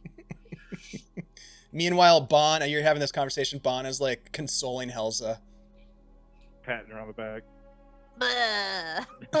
Like, she's, I mean, hopefully eventually vomited up the rest of that mushroom, but Yeah. has it been a minute? Yeah, a minute has passed. You're feeling much better. I mean, I got a backpack. I'll just put some coins and the jam and whatever in there because I'm already not quiet. Really, what's the jingling gonna matter? Okay. They're gonna hear me. I hand you the potion then. I would be interested in giving the potion a little sniff test or And the if it looks familiar. goggles. And the goggles. They're goggles. They're probably magic if they're in a chest. The big a chest full of coins. It's thinking. Yes. Plus, it's gonna mess up my hair. I don't want to wear them. What do you see? Put them on. Mama never said to do this. We're level 2. We have no powers. Just go ahead. Try everything. You put them on. I will try to put on the goggles. Yeah, I mean, you can. You strap them over your dragon-esque head, over your little horns that you have, and you put them on, and immediately you can see better. Your vision is enhanced in the darkness as you look around with these goggles. So I can see. Yeah, you can see out to a Can I keep range. these? You now have dark vision out to a range of 60 feet while wearing these goggles. These are Nice. indeed goggles of night. Nice. And then there's the potion that you sniff. You sniff it, and it's got an acrid, sort of sulfuric odor to it. It is bluish, and it has a faint glow to it. One of the flight potions. I think I'll bring that over to Helza, and maybe between the two of us might have a little better understanding of what it might be. You know, taking hers and be like, Helza, how does this? Oh, whoa! Let's move over here. Yeah, I'm not tasting that. How about a smell? I show him the backpack of coins. Yeah, I have a backpack as well. Yay! Should we try to take as much as we can carry? Yes. All right, Bond will go and fill his backpack up. All right, you guys fill your backpack up, and you'll have to count the coin later, but you fill up your packs, right, with coin. Helza, you look at this potion. Roll an Arcana check, if you will, or an investigation. Your call there. As Helza is doing this, do you want to do anything else in this room before we move on from this room? Or any of these rooms that you've been in so far? Well, there's a desk, right? There is a desk. Are there papers on the desk? There are papers on the desk, absolutely. All right. I don't like words that are big, so I don't want to read it. So I'm going to bring it to somebody else. I'm good at that. I don't like words. I like my words. I don't like written words so much. You look at this. Well, first of all, let's talk about the potion. What did you roll for your Arcana check? 24. Oh my! You just putting pieces together. The smell of it almost makes you start vomiting again. Your best guess is that this is a potion that's made with the Volarium fungus. Likely a potion of flying, but you don't know. You don't have detect magic or identify, but you're kind of putting the pieces together, and it does, like, just the scent of it kind of makes you sick again, and you hand it back. Like, Oh yeah, that's those mushrooms for sure. Ugh. Good to know. I'll hold on to this just in case. Tastes like feet. not clean ones. Whoever looks at the parchment, you can see that it is clearly records of pounds of Volarium that have been harvested. It's a kind of like an accounting of what has been harvested, a ledger, thank you, that shows some of the activities of the harvesting of these mushrooms. You don't spend a ton of time on it, or you could sit down and really study it, but that's the general sense that you get, is that it's a ledger of sort of like a business ledger, really. Now you have a couple options here. You could go back the way you came, or you can press on. There is a cave that heads east out of this main barracks area. There's no like formula or recipe or anything in those notes to like make the potion? Potentially, you might have to spend more time with it. What did you roll? Roll an investigation check. I don't know if we rolled or not for this, but roll an investigation check as you look at the ledger. That was sort of the superficial information that you got out of it. 21. Oh, that's pretty good. Yes, you do find a what appears to be a recipe. The fungus needs to be cooked. It needs to be ground into a fine powder after it's been thoroughly cooked and dried. Then it is mixed with some sort of a fermented vinegar. Ew. And then there are some notes below the preparation recipe that says nauseating taste. Does it say how much you need for a potion? It does. It says that you need approximately 1 pound of mushrooms to make a potion. I hold up my quarter pound of mushrooms on the recipe and say, "We can make it." Wait, but that's a quarter of a pound. We just need more. You could, like, maybe I would float a couple inches off the ground because I'm half the size of a regular person, but I'm pretty sure we need more mushrooms. We just need to find more. Don't eat them. Oh. Mm-mm. You do get the sense, because of the role, that it takes it's not an instantaneous process. There's a time investment in the preparation. So while you absolutely now have the ability to make it, it would take time and equipment. So I'm gonna like fold up the recipe and be like, That recipe that you now have, you know it to be true that it is very valuable. That recipe in and of itself, that and then combined with these mushrooms is worth a lot. Can we leave the inventory sheets, guys? I'll take 30 seconds with my chalk and change the numbers. Okay, nice. "Hook in the book." Yep, cooking the books. I like it. Roll a. Do It's you what we do. Do you have forgery tools or forger's tools? I think that's a thing in 5th edition. It is. Yep. I don't think I do. Bon, you have a criminal background. Do you have forger's tools? Forgery tools? I do not. I could Okay. give it a go though, being a criminal with in a background. Yeah, do it. Give it a go. Give it a. Let's see. What would that be? Let's call it a. Let's call it a dexterity check. Okay, that's my wheelhouse right there. Mm-hmm. 25. Yeah, it's like it's like your penmanship is almost identical to what was written in there. You have thoroughly screwed up their inventory if they should want to fire up their business again. If they get audited, they're in trouble. They're in deep trouble. Absolutely. All right, so the choice ahead of you is: do you head back the way you came, or do you head deeper into the cave to the east?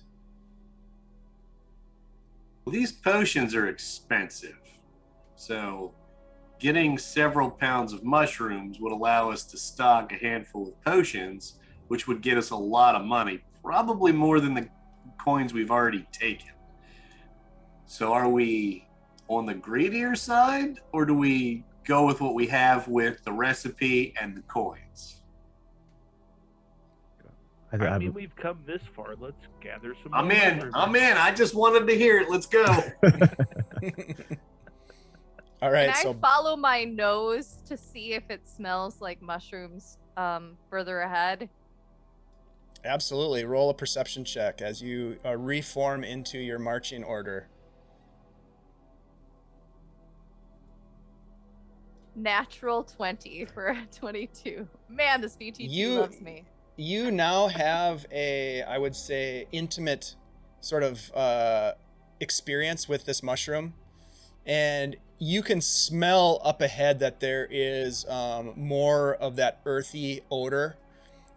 It's a little nauseating at one level, but you know there's more mushrooms up ahead as a result. Oh yeah. Feet ahead. All right, so you guys move forward. I'm assuming stealthily. Go ahead and roll some stealth checks for me.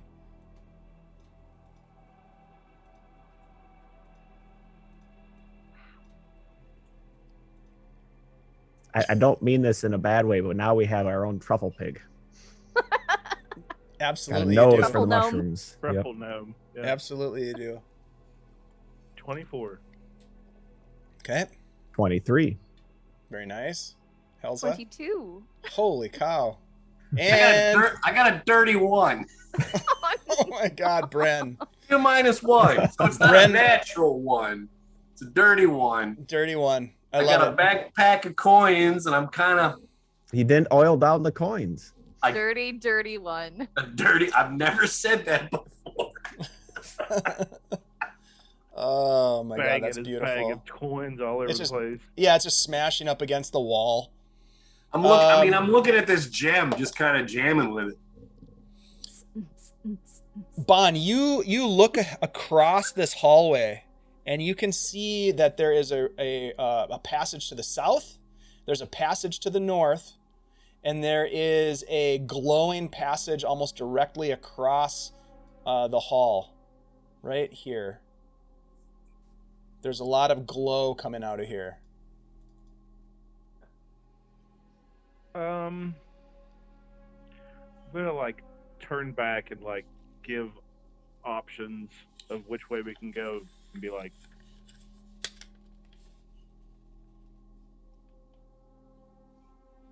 try to get a majority rule here. Point at the gnome. I pointed my nose. I'm like, Yeah, which way do I smell mushrooms? Towards the glow. Angle It's- the gnome around. Yep, just hold the gnome out. Look at divining rod. Yeah, Oh yeah. it is a strong odor from this glowing, very narrow opening. You go check it out. So, yeah, Bond gets and he starts heading that way. All right, so Bon moves over to check it out. Go ahead and roll a perception check, Bon. The rest of you follow. Norik will keep an eye to the north. Okay. 15. 15. Okay, yeah, you kind of peer through this narrow opening. It looks as though it would be very difficult to squeeze through, but you get the sense that you could probably do it if you needed to. There is, what you can tell looking through some cobwebs, there is a sizable harvestable pocket of Volarium fungus growing inside that, whatever that little opening is. There's a lot. It's glowing really brightly blue. As far as the space, am I able to get through there, or would it only be at like gnome size? No, you could get through it. Yep, you could squeeze through it. It wouldn't be comfortable for you, but you could do it. I'm gonna switch to my rapier, and I'm gonna try to wedge myself in there. Okay. Go ahead and roll a, let's call it acrobatics. As you sort of squeeze through, kind of swatting with your rapier some of the cobwebs out of the way. That would be a 9. All right, so you get about halfway through as you're making your way into there. Helza, you see Bond disappear into this area. Do you want to go kind of check it out as well? Oh yeah. Okay. Let's see. As you do that, you see a to the south. You just kind of take note to the south, and you see another one of these monkeys that's standing there. Roll a stealth check, Helza.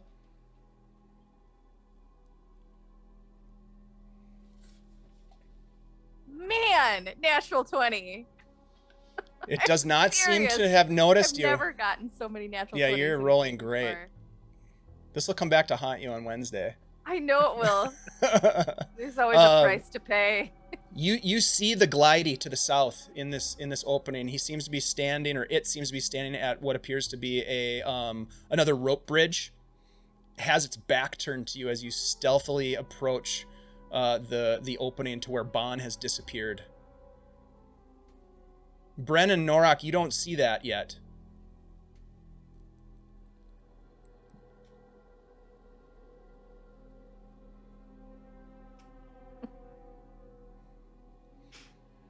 What do Bren and Norak do when they see their little gnomish friend making these gestures? Stop moving. Okay, you guys stop. Bon, you don't know this is taking place. You didn't even look to the south. You just looked straight at the this chasm that you're sneaking through. You get inside of it eventually. Real quick, Helza, are you going to do anything? There is a guildie that could potentially turn around at any moment to look at you. And you're fully exposed where you are right now.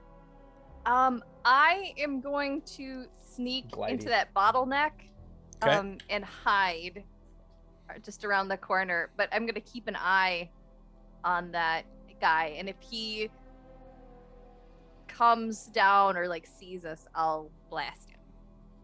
Probably. All right.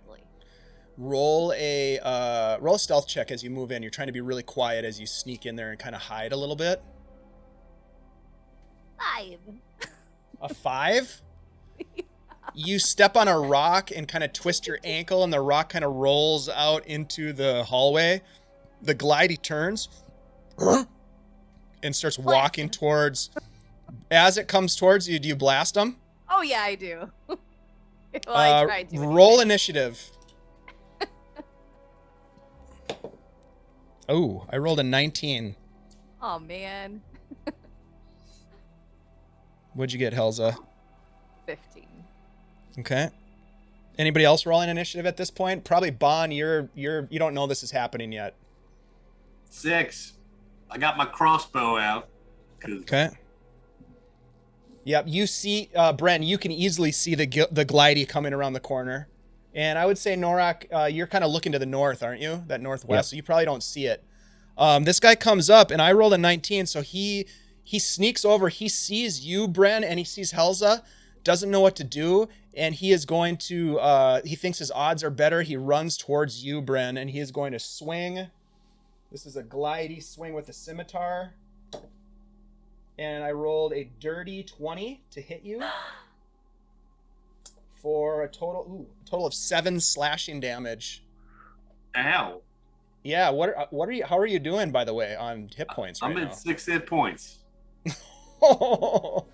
It is Helza's turn. He's right next to you, Helza. You could reach him from where you are. Oh yeah, I am gonna attempt to Ray of Frost him. Yeah, do it. Frost the monkey. 22 to hit. Oh yeah, roll damage. Very close. That definitely hits. 4 frost damage. Yeah, and you kill him. Oh. And he cries out and screams, and that sound echoes throughout the cavern hallways. And you hear in the distance a reply call that echoes back. You're out of initiative. Uh-oh. I heal myself. Okay. Yep, I'm heal gonna- yourself. Bon, you're in this room. You hear all that happen behind you, startling you. Norak, you turn and look back, and you see the dead glidey laying on the ground, having screamed. You get the sense that there's probably a lot of other ones in here that are going to be coming pretty soon. Do we run? Do we? So that's a lot. It's tough to get across those islands, and I can fly.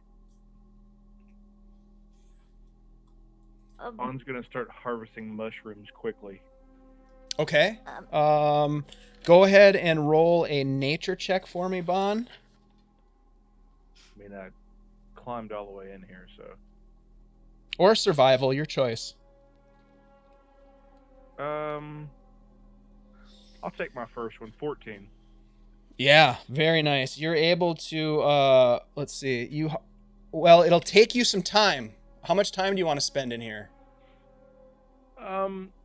I'm just gonna go by the sound of what's happening out there, so I'm just gonna continue to work until. All right, so yeah, that makes sense. You're just working as furiously and fast as you can.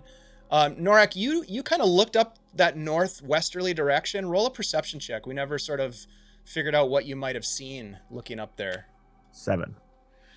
You see that the cave opens up into an outdoor area, kind of like the landing that you came in on the other side of the mountain. It opens up to the outside. You can see sunlight. It's just open out here. We might be okay.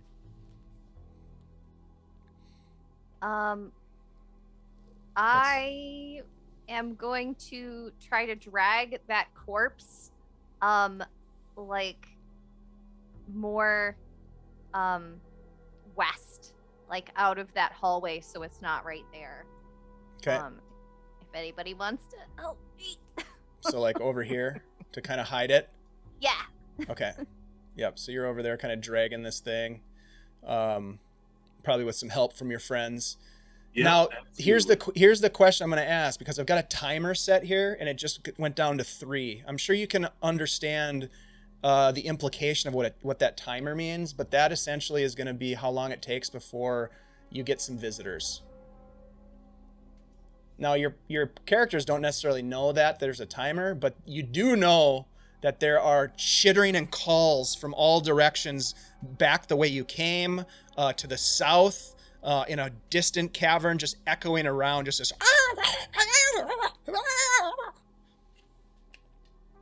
Oh, man. You're getting some visitors shortly. What are you going to do?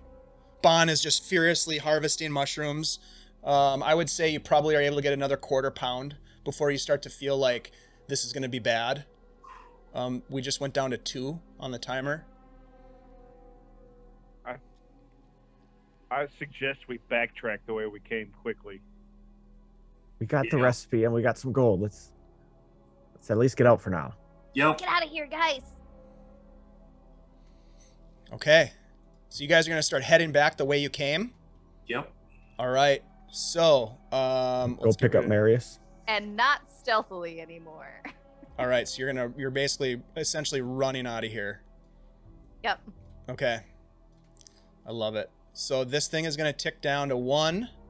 You are running. Norak, you can hear the sound. You guys can move yourselves into that room. You can hear the sound of footfalls running up from behind you. And you watch as a group of these things come in through this doorway.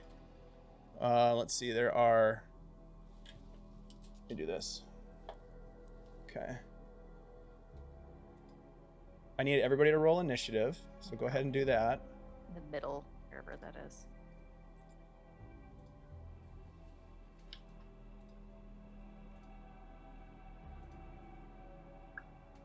$17. Okay, hold on to that for a sec.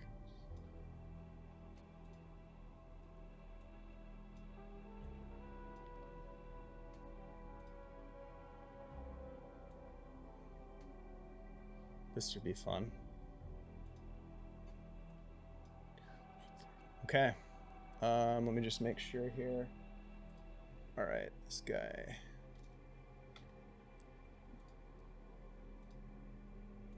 Got to denote some different dudes.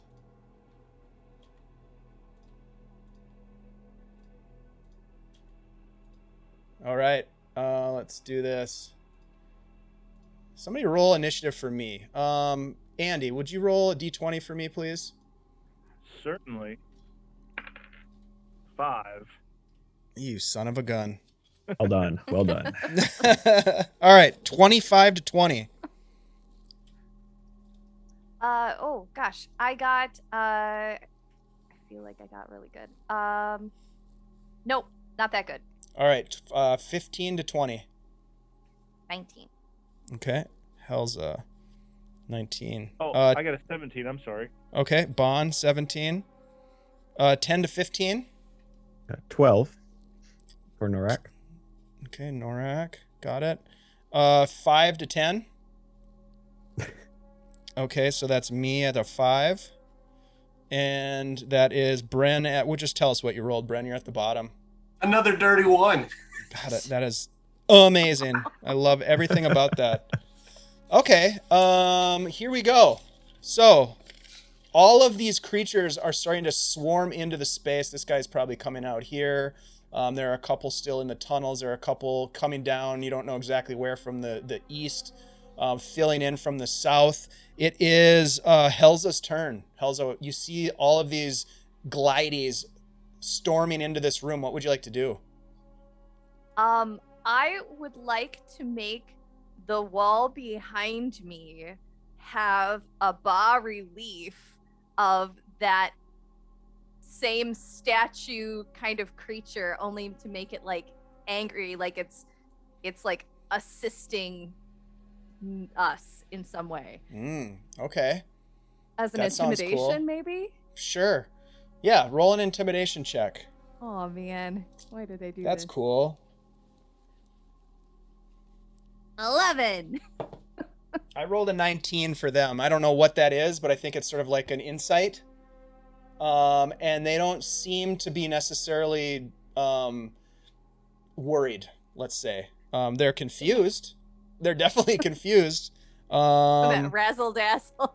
Yeah, a little razzle dazzle. It might have bought you a couple of seconds from the confusion. Do you want to move or do anything else? Oh man. Bond, you're up next. Nope. All right. We're surrounded. Yep. Bond, it's your turn. What would you like to do?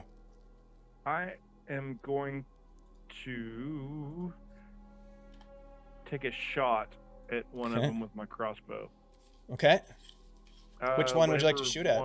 Whichever one has the cleanest sight. Maybe this one in front of me here. Yep. Yep, absolutely. So he'll ready his crossbow and 12. As you fire it, it just goes over this creature's shoulder and hits the stone wall, and the arrow just ricochets off into the bedroll next to him. Okay. Do you want to move or anything? No, I'll prepare another bolt. All right. We go back around. Okay, Norak. You've got one that is running right up in front of you. It's time to go. Let's leave. And I'll just kind of step over so I can hopefully look down the way we want to try to go, and take a deep breath and use my breath weapon of fire down the alley to try to clear our way forward. All right. I love it. That's amazing. Is it a save on my part? A dex save of 10 for half damage. Okay. So I'm going to go ahead and roll for the one in front. So I'm thinking it's a cone, right? A line, 30-foot line, 5 foot wide. It'll just be these three in the tunnel. Probably, yep. First one, I rolled a 14. Second one, so, pass. 4. Fail. And a 9. So the two in the back failed. So roll damage. 7 damage for the failures and 3 for the success. Okay, so the 2 that failed are dead as they are engulfed. It's fire. Fire. They're engulfed in your breath weapon flame, and they are burned into crisps. Time to go. Time to go. I warned you guys. All right, that brings us to me. These guys move up on you, Norak. This one as well, and they are going to start swinging at you. Uh-oh. The first one to your left is going to swing. It looks like he's going to have advantage because you are flanked. But I only rolled with a scimitar a 12 to hit. That misses. Okay, the one to your right is going to have advantage as well. That one's going to hit with a 23. Definitely. And you're going to take 7 slashing damage. And then the one to your south is just a straight roll. And that's going to be a 12 that misses as well. Thank goodness. Those guys are dead. These guys are going to move up. 5, 10. One of them is going to be close enough to Bren.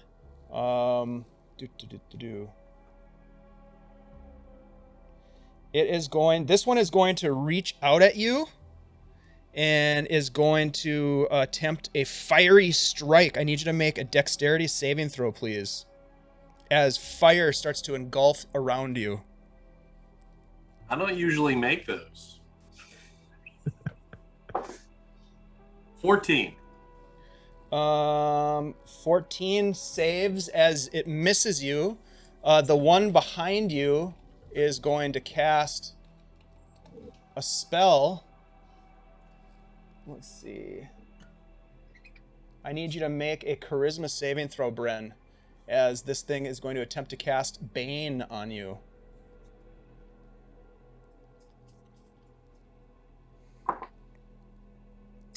That's a 17. Oh yeah, that saves. Yeah, you definitely save. Charisma check. Yeah, you're a charisma boy. People come to me all the time and say, you should be a modeler. You look just like a modeler. Maybe you should try to be a man who models. And I always have to laugh at them because I'm so good looking. Of course I'm a model. Duh. And it's your turn, Bren. Oh, good.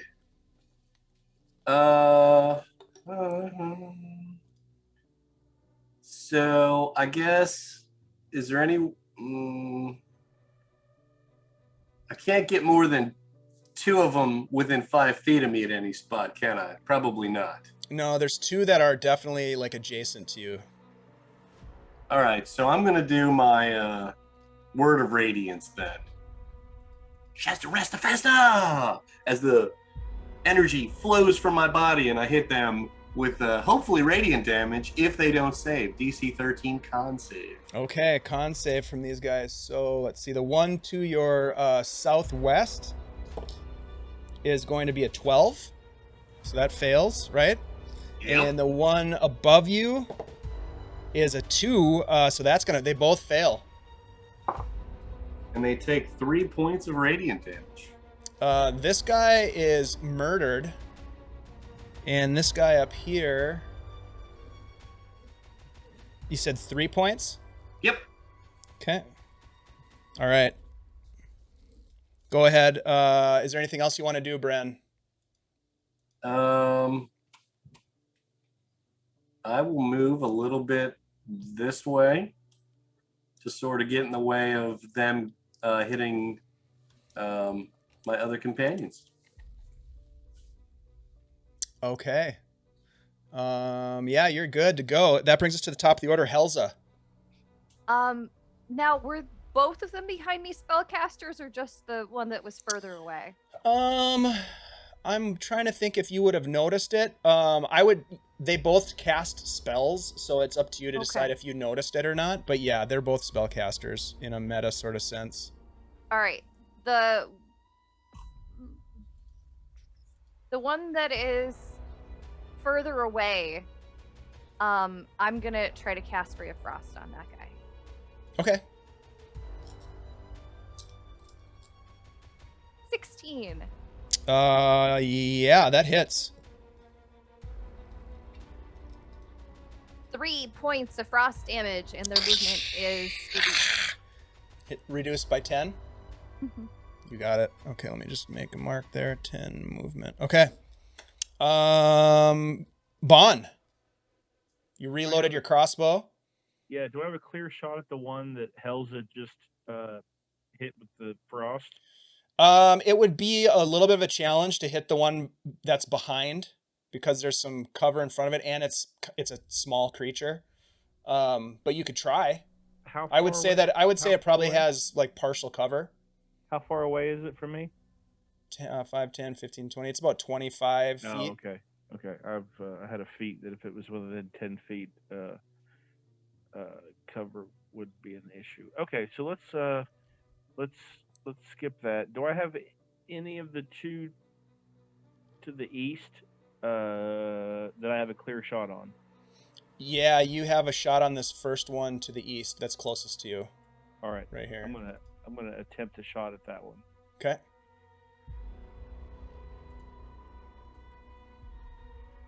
Uh, 23. Yeah, that's gonna hit. For sure. For 13 damage.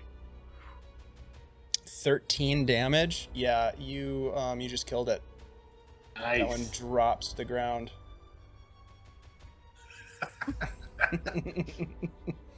All right, that's Bond's turn. Norak,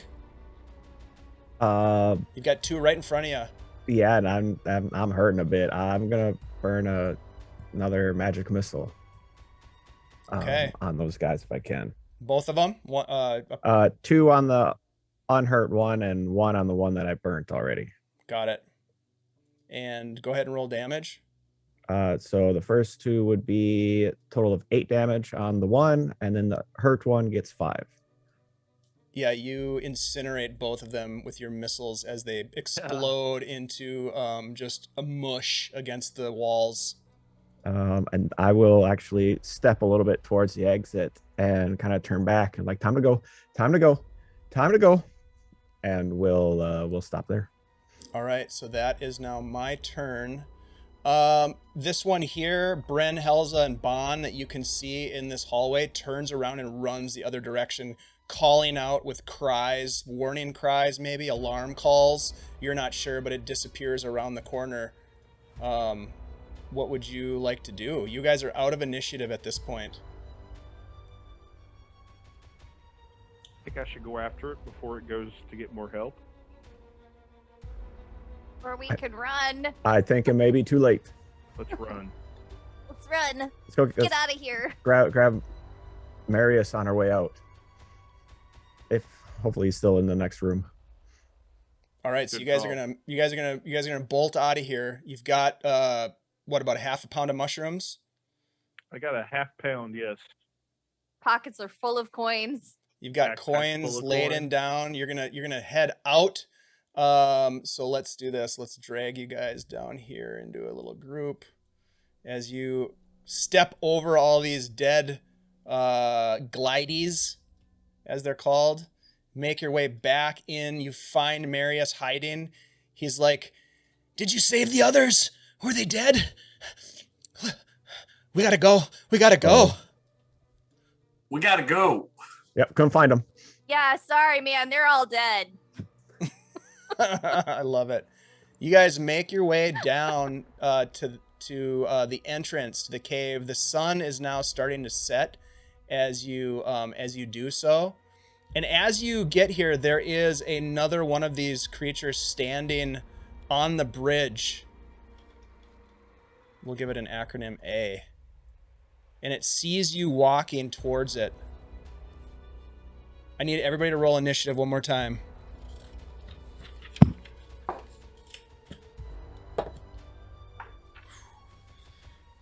$25 to 20. 15 to 20. I got a 19. 10 to 15. 14. I got a Bren. You got a what? A Bren. I rolled 7. Oh no. Okay, so 14 for Bren. 5 to 10. We got a Mark had 7. 9. You got a 9. A 5. I got a 5. Okay, so Norak is a 9. Bon is a 7. And Helza is a 5. Ouch. Okay. This creature speaks to you in common. "You cannot leave with our secrets. I will stop you." And it is going to attack you. You see that, Bon, I think you're in front. You can see that it has this kind of glowing shimmer to it, a red almost aura that it's different than the others, you can tell. And it is going to, let's see, where is my, there we go. It is going to cast, oh, this is cool. So you watch as, I don't have a token for this. Let's call it I bet I can find something really quick. It casts spiritual weapon. We're gonna say a spiritual weapon. Their spiritual weapon looks like a goblin. Right next to you, and it is going to attack you with its bonus action.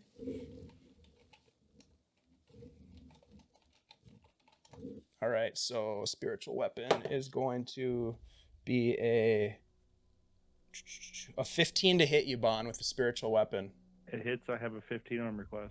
All right, so it hits you, and you are going to take 1d8 plus spellcasting, which is wisdom. So it's going to be a total of 6 radiant damage? Force damage. 6 force damage as it crushes you. And roll a dex save for me real quick.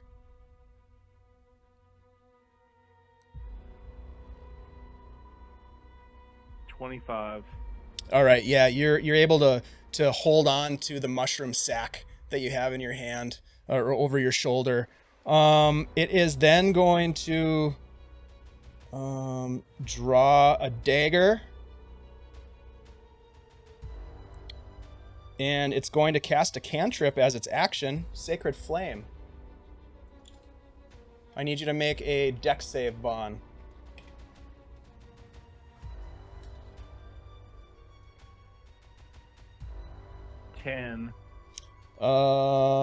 DC was not beat, so I'm gonna roll D8.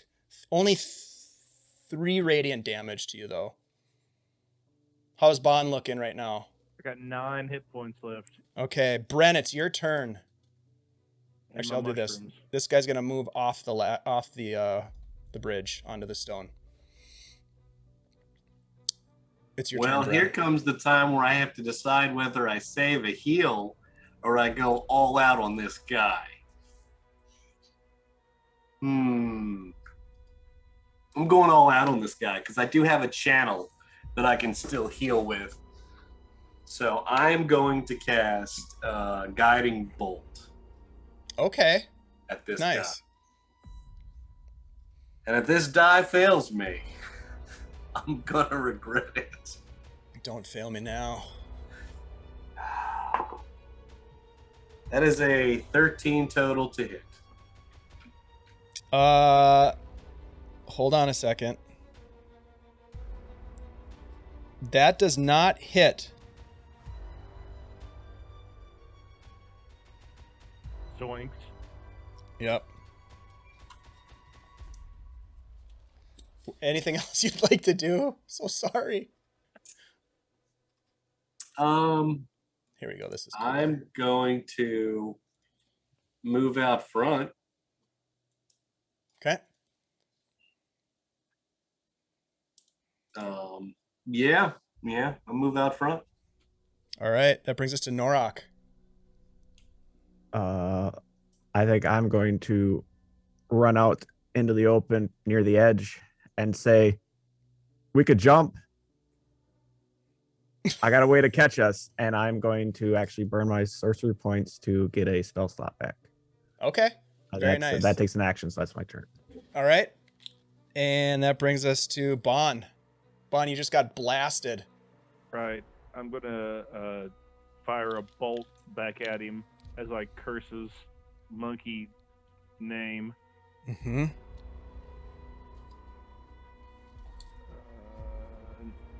Natural 20, 26. Ooh, nice. So go ahead and roll double dice.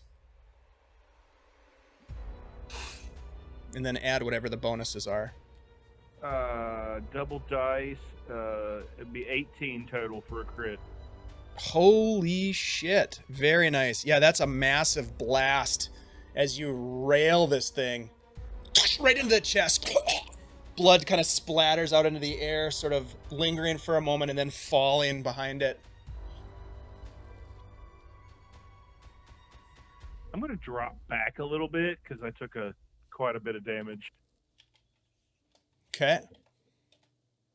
And that brings us to Helza.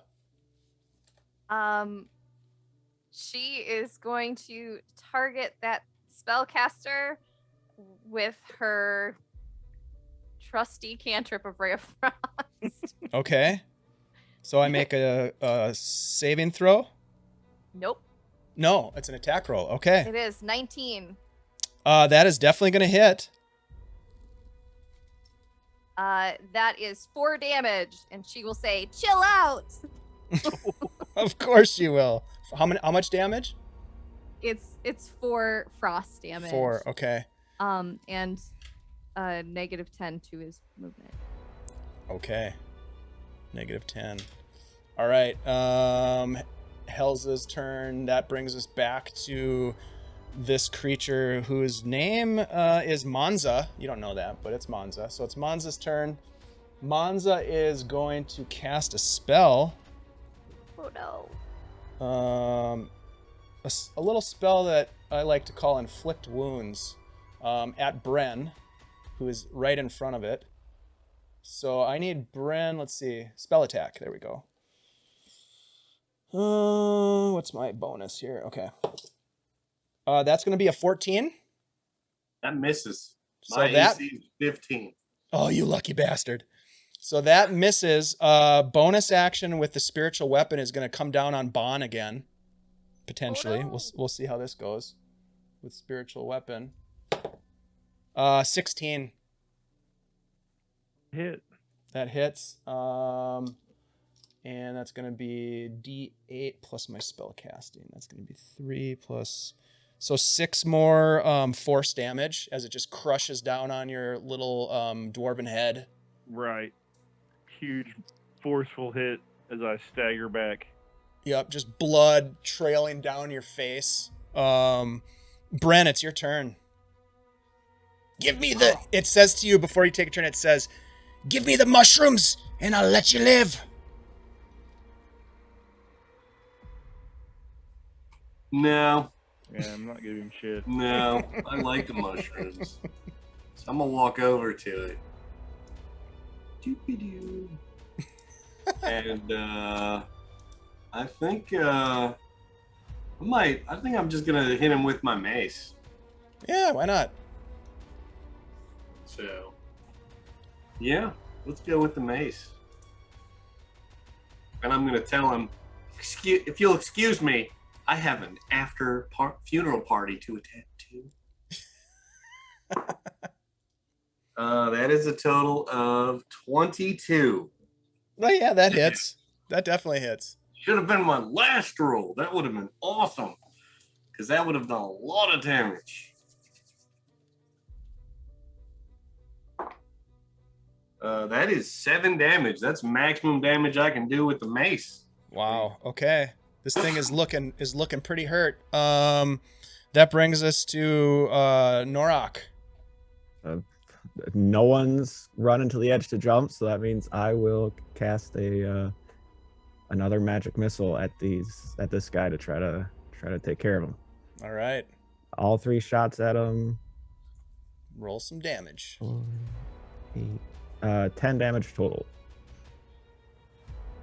10. Okay. Still up,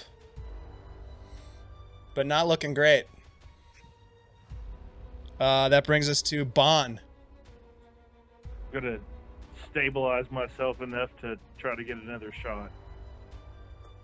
Hopefully I can put it into him. 22. Oh yeah, that hits.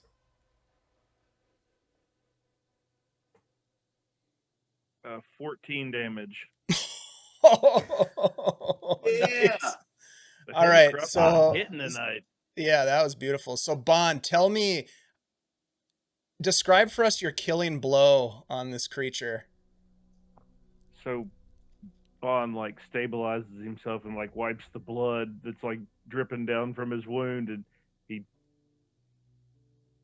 looks and just says goodbye, and then cracks one off, and it just goes right through his throat, and just splits his trachea in two. He like stumbles backwards, Right. like hits the railing of the rope bridge here. Get out of here. And just kind of And just doesn't falls sag all the over, way tumbles backwards over it, and just disappears into the whatever lies below, which is hard ground that it hits and smashes into oblivion. You have killed the creature that was blocking your escape, my friends. You have with you Marius, the one who was captured. You hear chattering and calls from behind coming down the tunnel as you make your way out into the sort of fading sunlight. It is the sun is almost behind the mountains as darkness kind of casts its shadow upon the entrance to the cave. But you see a clear path ahead of you to escape and to leave this place. Or you could turn around and go back in. Did Norak say he had a way for us to get out of here quick? If we can jump, I can cast Featherfall, but we gotta time it right. So there's some risk. Hold hands. Let's all do it together. How many people can you hit? 5. Okay. Let's hold hands. Yep. This sounds really dangerous. Are you sure it's gonna work? Once in a lifetime opportunity. Oh shit. Better than our chances with the flying monkeys, because we would have to do a lot of jumping. Holy shit. All right, you guys are gonna go for it? Oh yeah. Yep. All right, you jump. Tell me about how you're gonna do the Featherfall bit. Well, so since we climbed up here, we kind of have an idea how high up we are, right? Yeah, thousands of feet. What? And this lasts for a minute, right? A minute. Yeah, we gotta be good on our timing, and it's getting a little dark. So Yes, do it. let's. Is there... Got nothing except timing and what? I guess I don't know how we fall 60 feet a turn or per round. So as long as we're within 600 feet of the ground when I cast this, we'll be okay. That as I jump. 600 feet from landing on something. That's really all that matters. So we can fall towards the mountain, sort of. Yeah, let's run and jump. We'll all hold Yes. like hands, and except for we'll make sure that you have one hand open to cast your spell, and then let's try to angle towards something below. It is a reaction, so it should have enough time to catch this. Yeah, you just need to be able to judge the time and the distance. It's no big deal. Yep. Right? Yep. So you guys all hold dusk. hands, and it's dark, You've whatever. got the goggles. You've got the goggles. You put the goggles on? Oh yeah. Oh, he's Yeah. had him on for a while. Oh yeah. All right. I love these things. You guys jump together holding hands. Ah! Now I need you to roll a well, you tell me. What do you think you should roll in order to be able to time it just so perfectly in terms of velocity, distance, and the splat factor? I think right before jumping might turn to Helza, because she seems to be decent with math, or at least maybe a little smarter, to be like, about how long should I wait? Oh man. Well, we can go as well. You can see the ground, then cast it on everybody, I guess, because that'll be good. All right, hope and a prayer. Okay. You guys, Feels like a performance check. So you fall 32 feet per second. So, are you thinking it's an intelligence check or a perception check, or what are you thinking, Norak? It's up to you to decide. I'm going to let you make the decision on what the roll is going to be. I think. Ooh, how dark is dusk right now? It's getting Really darker dark? the longer you think about it. Okay, just gonna have to go and perception. All right. You guys all hold hands and you run towards the end. Marius is like, I don't think this is a good idea. And you jump off. Go ahead and roll. I would like to help him. I'll say when if he doesn't say it before. All right, so that's cool. So roll a perception check. It was going to be at disadvantage, but we'll give it a straight roll because you're being helped. So you run, you jump. with my dark vision. You can. So you get to roll a straight roll. All right. I have dark vision as well, 60 feet. 7. We're dead. This is a bad idea. And that, my friends, is where we're going to end tonight's session. Literal. I don't think you can call that a cliffhanger. Actually, I think that's a base jumper. But we're going to cut the scene there. Who's got the fly potion? They could at least survive. You did have a potion of beforehand. flying. You did have a potion of flying. I wasn't going to say anything. You guys, thank you so much. That was a great way to end it. That was so good. I mean, the 7's not good. I'm not gonna lie. That's real bad. That's real. I rolled a die over here to determine what the DC was gonna be. I'm not gonna tell you what it is, but I'm just gonna say this: it's not good. It's not good at all. But nevertheless, as in the DM didn't roll good, so we're okay. No, not good for you guys is what I'm trying to say. But you know what? We'll address that some other time. You know, we'll get into the gory details of how that all ended. You guys have, well, at one point you had escaped with a bunch of stuff, and you had recovered some coin, felt pretty good about it, and then you just took a leap of faith, and well, we'll never really know what happened, because this is where our story ends. Thank you guys so much for joining me for this play test. I hope you had a good time. I did. You guys were super fun. That was a great little one shot. Big shout out to Christian and his crew at CZRPG for shipping this adventure over to us to play through. Our plan now is that we'll sort of debrief and provide some comments back to Christian and his team on the adventure. And this thing should be available for purchase in a couple of weeks, I think, on the DM's Guild or Drive Through RPG. So we'll keep you posted on that on our Twitch channel. Let's go ahead and go around the table, you guys, one more time. Introduce yourself. Tell us where we can find you. Whatever, if there's something you're promoting, please do so. I'll drop your links in the chat while you're talking. Why don't we start with Vamp? Chad, Vamp Wickmann, just hanging out here. You know, Bren, his job is to be professionally good looking, but I'm just here enjoying myself, and that's all I got for the night. Good looking indeed. Ashley. Hey everybody, I'm Ashley, Minnesota Muse 99 on Twitter. And you can find me playing with Guild Superior on Wednesdays and Thursdays. Hell yeah, and we're so happy to have you. Andy.